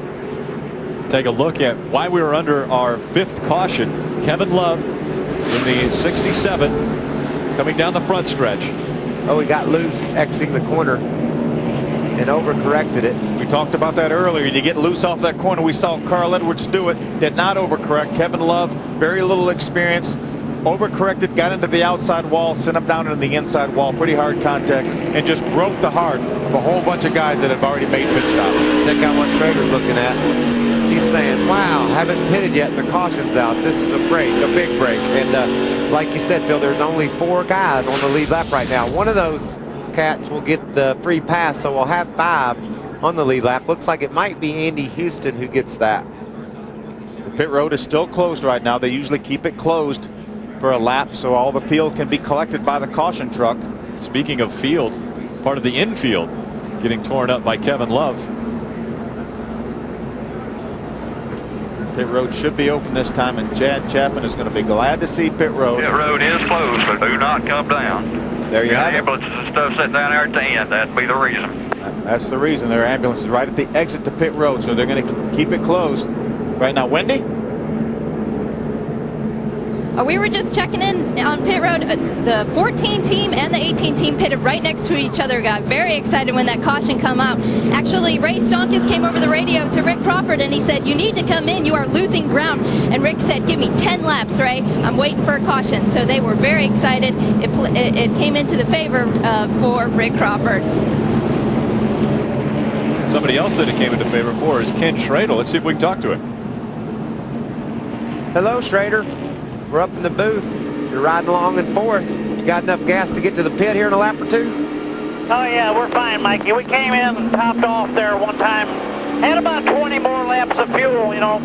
Thought that was a roll of the dice. We weren't ready to put our tires yet, so we just opened up our options and, hey, something worked for a change. What about your truck? You were good enough to stay on the lead lap. There were several trucks that made that pit stop with you. You and the 18, the 14, and the 21 were the only ones really good enough to maintain a speed that kept you in a position to take advantage of the break. So you must be getting the truck better and better. Yeah, it really is, Mikey. We're getting it better. You know all that stuff that's going on now and how much different everybody's doing with the chassis and the shock and spring combinations. We got it better, but we got more to learn. All right. Well, pit road's still closed, so don't pit yet. Got some ambulances and wreckers and stuff at the end of pit road, but when you slide in there, adjust that thing up a little bit more, and let's get with them so we got something to talk about on Monday night on that show we do. You know that show, right? Yeah, well, we already got your wreck to talk about, and we got the rest of this race, your Aaron's Dream Machine tomorrow, and then both of our cars Sunday, so we'll come up with something to talk about. Okay, you didn't have to mention the wreck, but you're right. I'll talk to you later. Sorry, Mike. He already had mental anguish prior to that, and some other guys that have had mental anguish have been some of these trucks having problems with their pit stops during the past green flag stops that had come up earlier. And let's take a look back at some of those problems that we saw earlier. Steve Park earlier had some problems with the jack, didn't get the truck jacked up high enough to get the tires off and get the new ones on. Yeah, they had a problem with the jack falling down. Lost a little bit of time, but not near as costly as the stop earlier when he got too close to the wall. You can see Bobby Hamilton here just could not get slowed down in time to make the commitment line. See those cones right there? You have to be inside of those cones. He was not able to do that. Cost him a tremendous amount of time. There's Carl Edwards, Michael, ran out of fuel on the racetrack. He is now being shown 2 laps down. Well, And he was leading the race when he came into pit, and then when running out of fuel, had the problems, and then the caution came out. It was a costly caution for a number of teams. Yeah, we talked earlier in the broadcast. Schrader's, I can get a shot of him, but he's doing something, just a little preventive maintenance here on the front straightaway. He's riding along on the apron. You'll see some of the guys do that when they start to be concerned with their fuel, just to make sure it doesn't slosh away from the pickup. But we talked about earlier the fact that a lot of green flag stops can come into play here at Dover. So we knew the pit crew was going to be important, and we saw the effects of that. Yeah, Ken Schrader will be open. You hear pit road will be open. Ken Schrader's, the fuel pickups for these trucks are in the right rear corner of the fuel cell because of the centrifugal force that forces the fuel over to the right side of these trucks in the corners. So when you're running 35, 40 miles an hour on the caution flag, the fuel actually goes away from the pickup. That's why you see a lot of drivers run on the flat. It's the flattest part of the racetrack you can get to try to keep that fuel over at the pickup. Next time we talk about nuts.com, I want you to explain it, because that was perfect. That was right on the money. Concise. It was. My brother told me that you have to get in and get out. Make your point and leave it behind. And if you feel yourself stumbling, just quit altogether. Don't just, heck, I don't know. Well, the leaders are coming in. I know that right They're now. Not going to quit. Your leader, Chad Chaffin, first onto pit road. And we had mentioned earlier, only 4 trucks currently on the lead lap. Wendy? The last time you will see these trucks come down pit road today. Chad Chaffin's in for 4 tires and fuel. He's actually putting on 17 lap scuffed tires because that is all they have left. You also see the 14 of Rick Crawford coming in for 4 tires and only 1 can of fuel. No changes on either of those trucks. Let's go to Ray Dunlap. Thank you, Wendy. The number 21 of Hank Parker Jr. is in. They're going to go with 4 tires. This is his 10th career start in the Craftsman Truck Series with a best career finish of 8th at Milwaukee. These guys pitted on lap 73, and they said, we get a little fuel in this thing. We don't want to have too much there, so they only put in about 1 can of fuel there, so they will go back out at 156. What position will that put these guys in? 1 through 4. Well, we will have 5 trucks on the lead lap when we go back to racing. Andy Houston will get the free pass when they get ready to go back racing. And we will have 5 trucks. There's Andy right there, the Team ASC CarQuest Dodge. He's going to finally catch a break this year. He hasn't had one this year. He's going to get one. He's going to be one of only 5 trucks on the lead lap. The way this works, Andy Houston will get the free pass. He has to come down with the lap trucks to get fuel. He can't fuel back up after he's gone around the pace truck. So, as we have completed 156 laps of 200, we'll be back to see the conclusion of this one.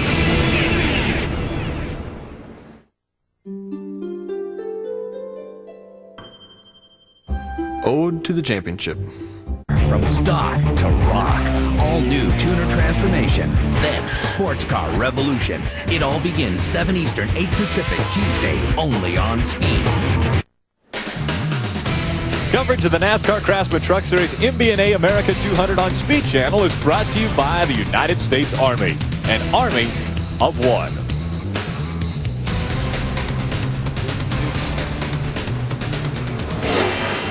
Wendy, what's happening?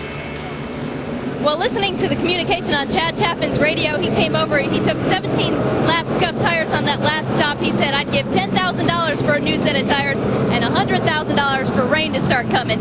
Let's talk to crew chief Kip McCourt. Kip, you've had a lot of problems, but you've overcome all the issues that you've had on pit road today. Well, I tell you, we hadn't given up. Chad hadn't given up. I'm so proud of him and all these guys on his Dickies Dodge team, and Chad's just driving the wheels off this thing. It's really good right now. All we got to do now is keep our nose clean, and hopefully we can pull this thing off. Are you worried about the scuffed tires? No, not at all. No, the tires are good. I think this is our best setup we got on right now. It seemed you were fastest on that last run. Yeah, I mean, you know, he kind of got mad. He kind of got mad at us a little bit because we messed him up in the pits, and you know he's really been driving the truck really hard, and so I think he's on a mission now. Hopefully we'll come out okay. All right, Kip McCourt, cautiously confident in the last half of the race. Michael, we get ready to restart this race. We're going to have a slew of trucks on the tail end of the lead lap.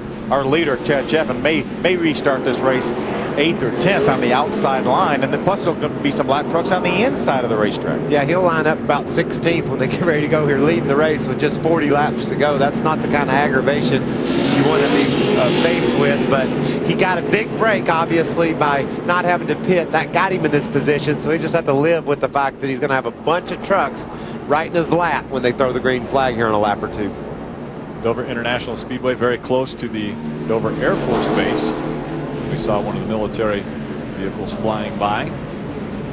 Now, Dennis Setzer, our points leader right now, had a 37-point cushion over Carl Edwards, but Dennis Setzer currently being shown in 18th position. So this is falling off the pace that he had been setting already this season. Well, a lot of guys, the running order is shuffled around quite a lot right now, Rick, because of the fact that the caution flag came out during green flag pit stops. That's just the way it works, you know, and Dennis has been running in the top 10, but right now he's back in 18th. He's on the tail end of one lap down, so he's just a truck length or two from being 2 down. We'll have to see what happens on this restart. This is going to be the most interesting part of the whole race today, how this restart shakes out. Will there be another caution right quick to allow a lot of these guys to get back in contention? Or are we going to run it green from here to the end and decide it between the 5 guys on the lead lap? As you mentioned, the running order is so jumbled up. Steve Park, who was so strong early, made a green flag pit stop. He's back in 15th. Carl Edwards, who led so much of this race, he's back 2 laps down in 20th. Bobby Hamilton had that miscue, missed pit road. He's 1 lap down back in 19th. So it's the running order is so jumbled up right now. And again, if we don't see any more caution flags, these drivers are not going to be able to overcome the fact that they're a lap down or even on the tail end of the lead lap. This race will be decided amongst Chad Chaffin, Rick Crawford, Ken Schrader, Hank Parker Jr., and Andy Houston. That will be who decides who wins this race if we do not see another caution flag. But if we do see a caution, then that brings another 10 guys into the mix that might be a part of this deal as well. Then we're going to go back to the nuts.com and talk about that again, because I don't know how to understand that either.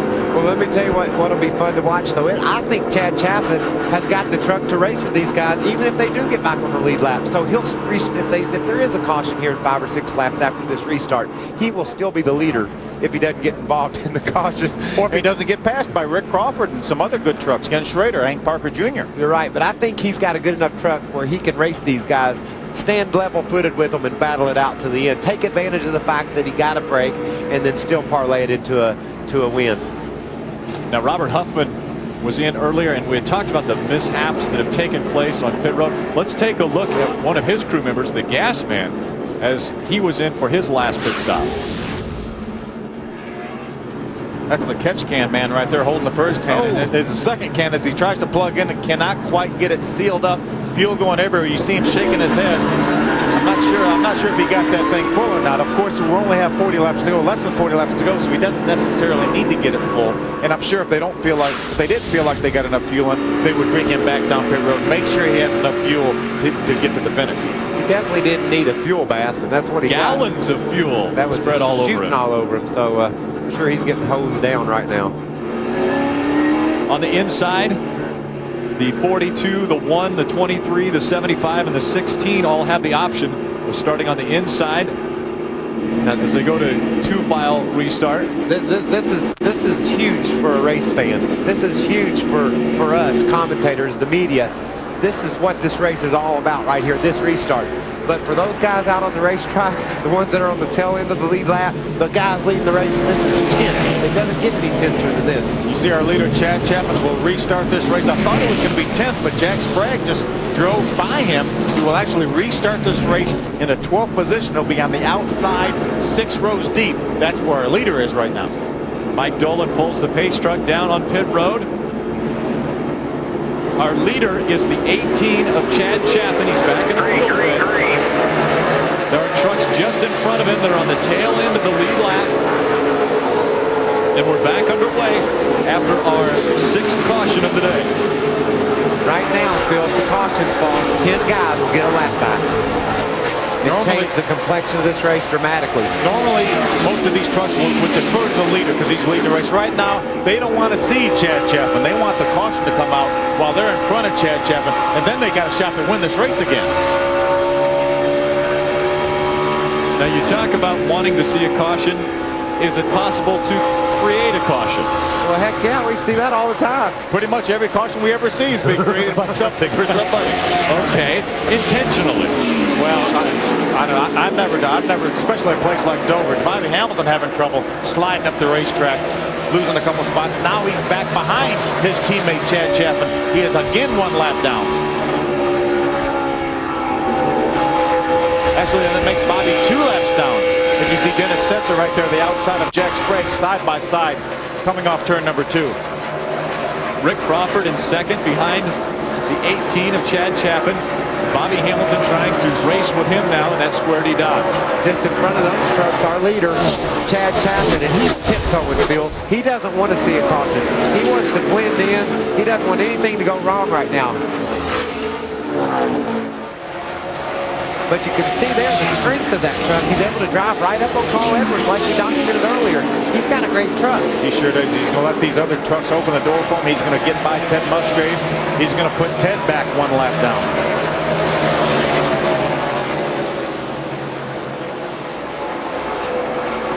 Just in front of our leader, that's the Super Chips 99 and the Chevy Silverado 46. Those are 1 and 2 in the points. Dennis Setzer leading our points. Carl Edwards second in the points. And here you see the Dickies Dodge, number 18 of Chad Chapin. That's our race leader. Dennis Setzer, he is that much 2 truck lengths from going 2 laps down. Same thing for Carl Edwards. He's one vehicle for being 2 laps down in this race and being completely out of contention. If a caution would come out, Ted Musgrave is the highest scored 1 lap down vehicle right now. He would get the free pass.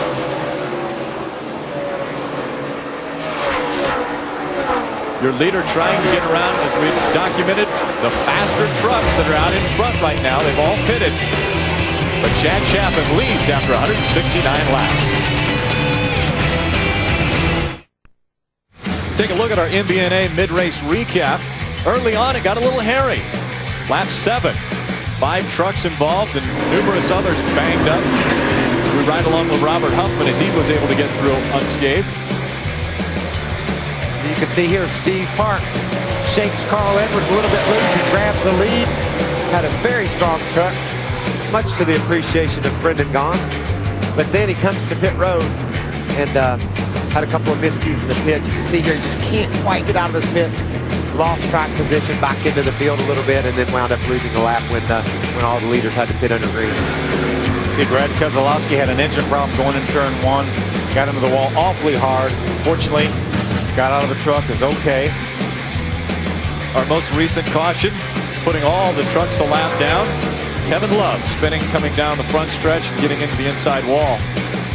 Only 4 trucks were then on the lead lap. As we look at the MBNA race summary, Chad Chapin, your leader. 4 different leaders. Lead changes, average speed just under 100 miles an hour. Right now, Chad Chapin is saying, you see, there's our lap leaders. Mike Skinner has led the most laps so far. But Chad Chapin led 29 laps so far. He's saying, I will do anything to not see a caution flag. He'll say, I'll be a good boy. I'll be nice to dogs. Anything but a caution flag.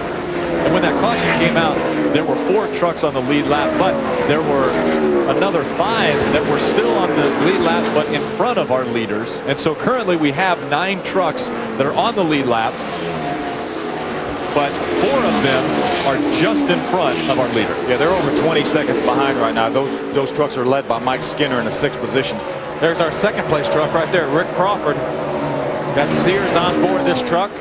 Got Grandma Williams at home, 100 years old today, cheering. He's up to 2nd. Something good might happen for Grandma and Rick. That'd be cool, wouldn't it? Great battle for 4th and 5th, Ken Schrader and Andy Houston. Great run for Hank Parker Jr. That silver Toyota right there. He's currently in the 3rd position, would be his best career finish by far. Can he maintain that? And there's our battle for 4th. There's our man, Ken Schrader, the Federated Auto Parts Chevrolet, the 52 truck, and Andy Houston, the Team ASE CarQuest Dodge, who needs a good break. And right now, so far, looking like he's going to get one. Man, it's... The laps continue to whittle down. 18 laps remain. I bet you Kip McCord and those boys down there in the Dickie Dodge pits are thinking, could it be? Could this all work out? We saw Chad lead the race at Martinsville till very late last year, ran out of fuel right at the end of the race while leading. Had a good shot to win that race. Had a good, strong third-place run last year at Michigan. That tied his career best. That's his best finish on a super speedway. But right now, if he can run 18 more laps, keep Rick Crawford behind him, and the caution coming out, he may have his first win. Ray Dunlap. Hey, Phil, keep in mind this is the exact same truck that Chad drove right here at Dover a year ago to a 7th place finish. He also drove it at Bristol on the concrete to a 7th place finish. They call it Angel, and this is the oldest truck in the fleet at Bobby Hamilton right now, but he said he really likes his truck. And also one other thing to keep in mind, today will be a record if he were to go on and win. We've never had more than 5 different consecutive winners to start off a season.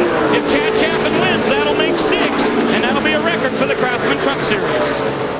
And those of you that went online onto speedtv.com and chose Chad Chaffin as your predicted winner for the Dover race will have an opportunity to put your name in a box, and they'll draw the names out, and one lucky winner will win a toolbox filled with Craftsman tools that will be autographed by the winner of this race. And you can also do that for the remaining races. All you have to do is go on to speedtv.com, log on the left side of the screen. There's a Craftsman Truck Series logo. Click on that, pick your winner, put in your information, and you will be entered to win one of the 18 remaining toolboxes that will be available. And the next race is Texas, so you'll be picking the next race. Rick and Michael, I don't think I would have penciled in Chad Chaffin with my pick here, but he's not backing into this race. If he wins this race, Michael, he did not back into it. We saw how fast he was prior to all those trucks making green flag pit stops. He was fortunate enough that he made a pit stop about 25 laps after they did. He didn't have to stop, but he's been having great truck all day.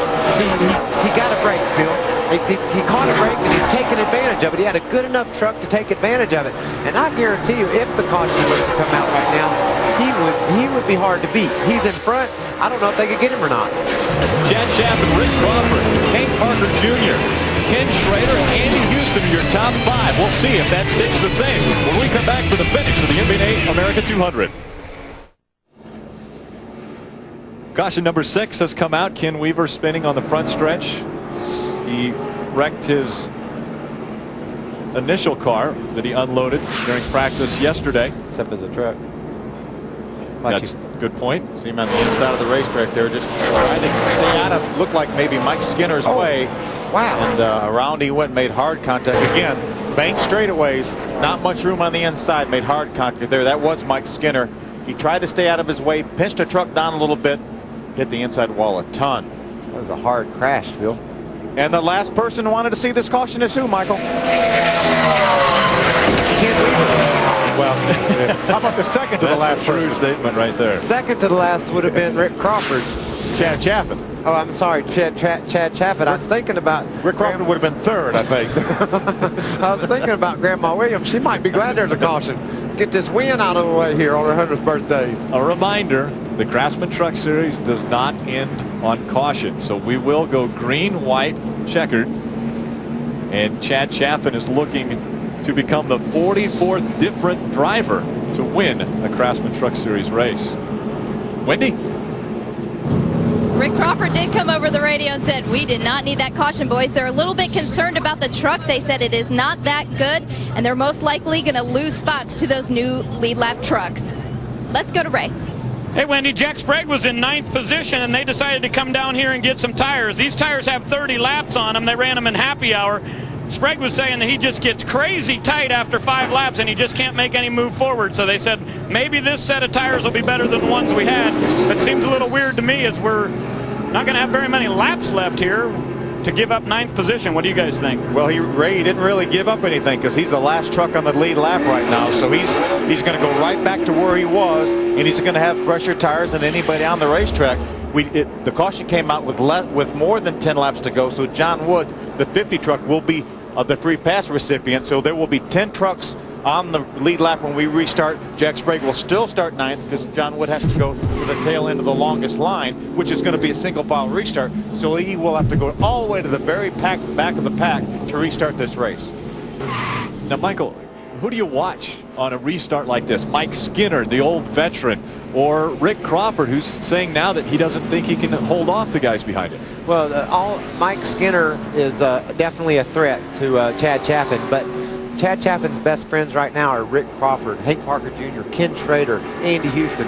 That's just, I think, in my opinion, Rick, too many trucks to get around in too little time to get around those trucks and catch the truck of Rick Crawford, or excuse me, Chad Chapin, because he's running so well. He's going to be out in front making time while those other guys are in traffic. Ray. Yo, Ray. Yeah, Michael, same thing I just saw happen down here for Dennis Setzer. He came in and put tires on too. Those will be his happy hour tires. And we also saw David Rudeman come in the NTN Bearings truck. He was wicked loose, so they wanted to make a big wedge adjustment for him, put a couple of rounds of wedge in. But also tires going on the 46 for Setzer here.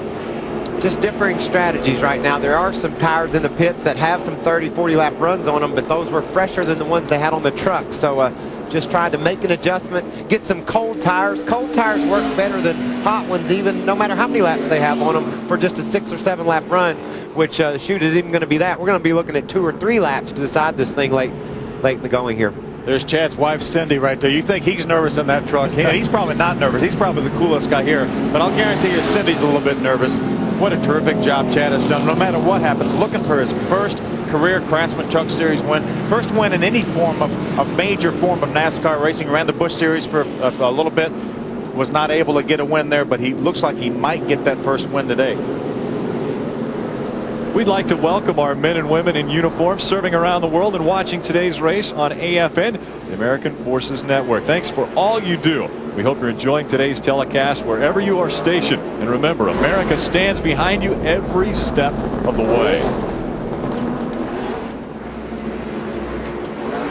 60th anniversary of D-Day on Sunday. Big celebration here at Dover. Bobby Labonte's cars painted up with a tribute to the day. And of course, our armed forces are a very important part of NASCAR racing. The armed forces have embraced NASCAR, and of course everybody in this country is so thankful for everything they're doing for us, and I'm glad that we can pay tribute to them here in our NASCAR world. Cindy Chapin just overwhelmed by emotions right now. Chad's going to have 4 laps to run. He's got Rick Crawford right on his bumper. Coming across the start-finish line for lap number 195. When they come out, when the green flies, as Mike mentioned, 4 laps of racing. He wants to get a good restart here. He wants to try to not spin the wheels, get a great clean race start, keep Rick Crawford behind him. As you mentioned, his best friends right now are Rick Crawford, Hank Parker Jr., Ken Schrader, and Andy Houston. They're keeping the truck of his between the truck of Mike Skinner, who's been so fast, and Dave Blaney, who's also been very good, and Bill Davis at number 23. Chad Chapin's been very strong, but I don't think we can count out a Rick Crawford or a Hank Parker Jr. Anything can happen with 4 laps to go.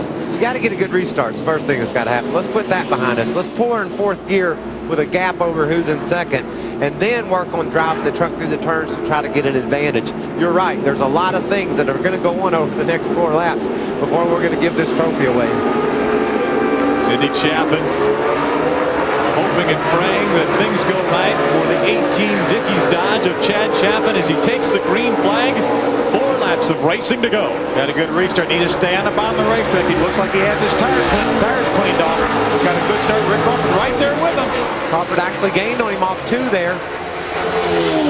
Crawford looking for his 2nd win of the season. Chad Chapin looking for his 1st win of his career. Boy, Rick Crawford all over the back of Chad Chapin. Stay on the bottom of the racetrack. Don't want to overdrive the corner. Don't worry about that mirror. Gets a bit of a gap off 2 there. Boy, that was important, Phil. He was able to drive away a little bit, get a little bit of breathing room. We saw earlier, all you have to do is get up behind the guy ahead of you. You can kick him loose and grab the lead. A year ago, Jason Leffler claimed his 1st ever Craftsman Truck Series win on this track. Chad Chapin could possibly do the same thing, claim his 1st ever win at Dover International Speedway. Got to stay clean. Rick Crawford all over. Chad Chapin again squirts out to about a truck length lead. Big coming off turn number 2. Good turn for Chad. He's able to drive away some more from Rick Crawford. Coming through 3 and 4. This time, Dennis James shows him the white flag. 1 mile to go for Chad Chapin. He's going to show why Bobby Hamilton had enough confidence in him to put him in that truck last year, keep him in that truck this year. Dickies came back to sponsor this truck, and he's headed to his first win. Chad Chapman trying to hold on through 3 and 4. Rick Crawford trying to get in front. He's not going to be able to do it, and Chad Chapman will win the MBNA America 200. Good job, boys. Good job. What a great race. Drama. And Chad Chapman made no mistakes. He had a restart with about 5 laps to go. Made absolutely no mistakes. Did a terrific job. How much fun is a first-time winner? That makes it all worthwhile when you see those emotions right there shared by the family of Chad Chapman. I got to go. That was a great race. I'm going to practice the old Aaron's Dream Machine. You got so excited you want to get back out on the track. I'm going. Good job. Thanks, Michael. Thank you, Michael. Chad Chapman getting a congratulatory wave from his owner, Bobby Hamilton. Making his way down pit road now. They will direct him to victory lane. First time ever for Chad Chapman.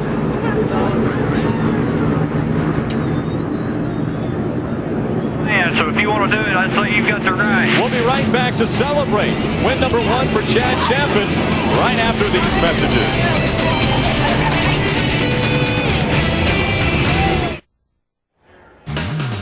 Coverage of the NASCAR Craftsman Truck Series MBNA America 200 on Speed Channel is brought to you by MBNA. By Craftsman, the official tools of NASCAR and the NHRA. And by the all-new Toyota Tundra Double Cab. Not just big, life-sized.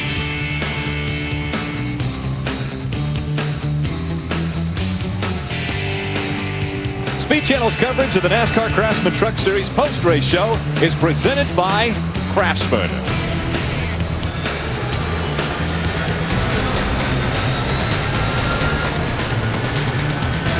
And now let's go down to victory lane. Wendy Norris with our winner. Victory lane for Chad Chapman. Teammate Bobby Hamilton already came over to congratulate him. I talked to your crew chief this morning. He said, we've had good trucks all year long and nothing to show for it. Now you do. How does it feel? I don't know what to think. I mean, God is awesome. I'd like to thank Bobby Hamilton, all my guys, Dickies. The crew chief, Kent McCourty's been giving me great trucks. I mean, I didn't do a burnout. I ain't won a race in so long, I was afraid I'd mess that up, so I thought I'd just come on in here and act like I meant to win that race. What were you thinking on that last caution? Did you think Rick Crawford had anything for you? I knew he had the fastest truck, but when you get down to a shootout like that, you know, anything can happen. One slip, you know, one anything, but our truck was fast all day. We got behind early. Had a miscue in the pits, and but we had a fast truck all day, so I'm just happy to win. All right, Chad Chapman, his first victory in the Craftsman Truck Series, the 13th win for Bobby Hamilton Racing, getting a kiss from wife Cindy. Very happy couple in victory lane today. Ray Dunlap, what do you have? Well, Wendy, I have our second place finisher, Rick Crawford, and a very good day in the points for you. Come in here 117 out, leave 56. You got to be happy with that. That ain't too bad, is it, Ray? No, a really good run for the Sears and all their associates for Father's Day sale promotion. Your one-stop shopping source for anything for the father for Father's Day. Sears has got it, from tools to pants to shoes. It don't matter. And what a way to race. They end today. Guy wins his first NASCAR Craftsman Truck Series race. I mean, our crew wears Dickies drawers, so congratulations to him. That truck's been good all year, and you know, I know what it means to win your first race. And I was going to race him clean. If he left me a door open, I was going to close it. So, but he was hard to beat. Pretty wild day out there today, wasn't it? Yeah, we made a mistake there on our first adjustment, and we came back and adjusted during that caution and put some fuel in. So we were able to go a little bit further than your normal fuel window that everybody had to start stopping on the green and all that. And I think that played into favor us finishing second. You know, we lost our crew chief this week. He went back to where he came from, and Ray Stonkus and Craig and Ronnie and all the Collector Bar guys hung back in there with me this week and finished second. That's a tribute to the team. Congratulations. Great run for Rick Crawford. A great point day for them as they finish second here at Dover, guys. Take a look at the unofficial results for the MBNA America 200. Chad Chapman claiming his first win in his 38th start. Rick Crawford, great runner-up finish. Hank Parker Jr. gets a career best of third. Mike Skinner, Ken Schrader rounds out the top 5. Dave Blaney, his first ever start, gets 6th. And Andy Houston gets the monkey off his back and gets a top 10 finish. And the top 10 were the only trucks that were on the lead lap because of that late caution that came out during the green flag pit stops. Tracy Hines finishing 21st.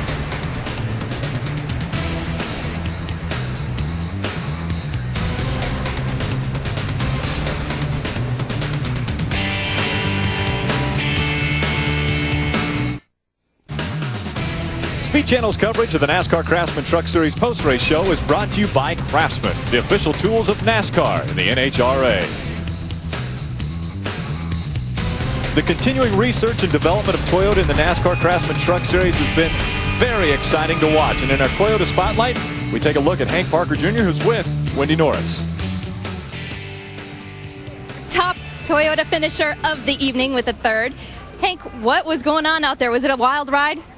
It was a fun ride. I mean, we start off the day kind of slow, and, we made some pretty big changes after happy hour. This track really changes a lot. The more rubber it gets on it, we knew there was going to be a lot of rubber on the track, and we were just too tight still. So the guys made some pretty big adjustments. Wesley Sherrill made the call to make some pretty big adjustments. I wasn't sure it was going to work or not, and the truck was really fast that long run. And, when we came in and made those adjustments, we topped off with gas. That let us go a lot further than everybody else. But Toyota Tundra was really hooked up, especially in the long run. I was really having a hard time passing. I'd kind of stall out behind people and kind of had a run on Rick there at the end. But, he's an awesome competitor. Congratulations to Chad Chaffin. And, I really got to thank Wesley and Jerry, the guys on my team. They did a really good job. And, it's just it's a wonderful opportunity for me to drive for this Toyota Tundra. And I just thank White House Apple Juice and all those guys for giving us this opportunity.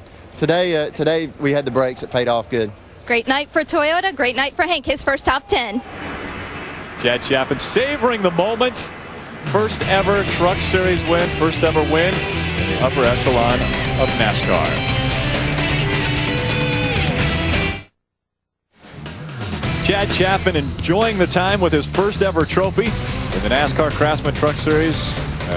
Very impressive one at that.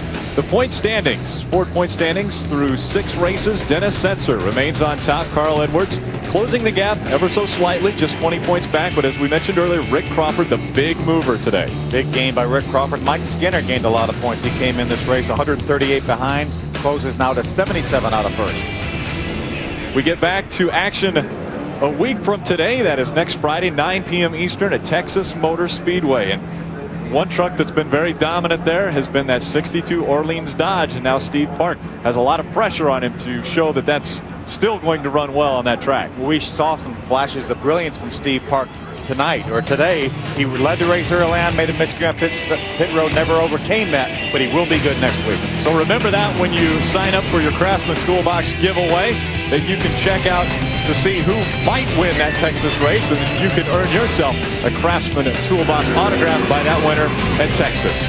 A spectacular race, a lot of drama, a lot of problems taking place in the pits today, but it was overcome by Chad Chaffin, claiming his first ever victory in the NASCAR Craftsman Truck Series and our 6th different winner this season.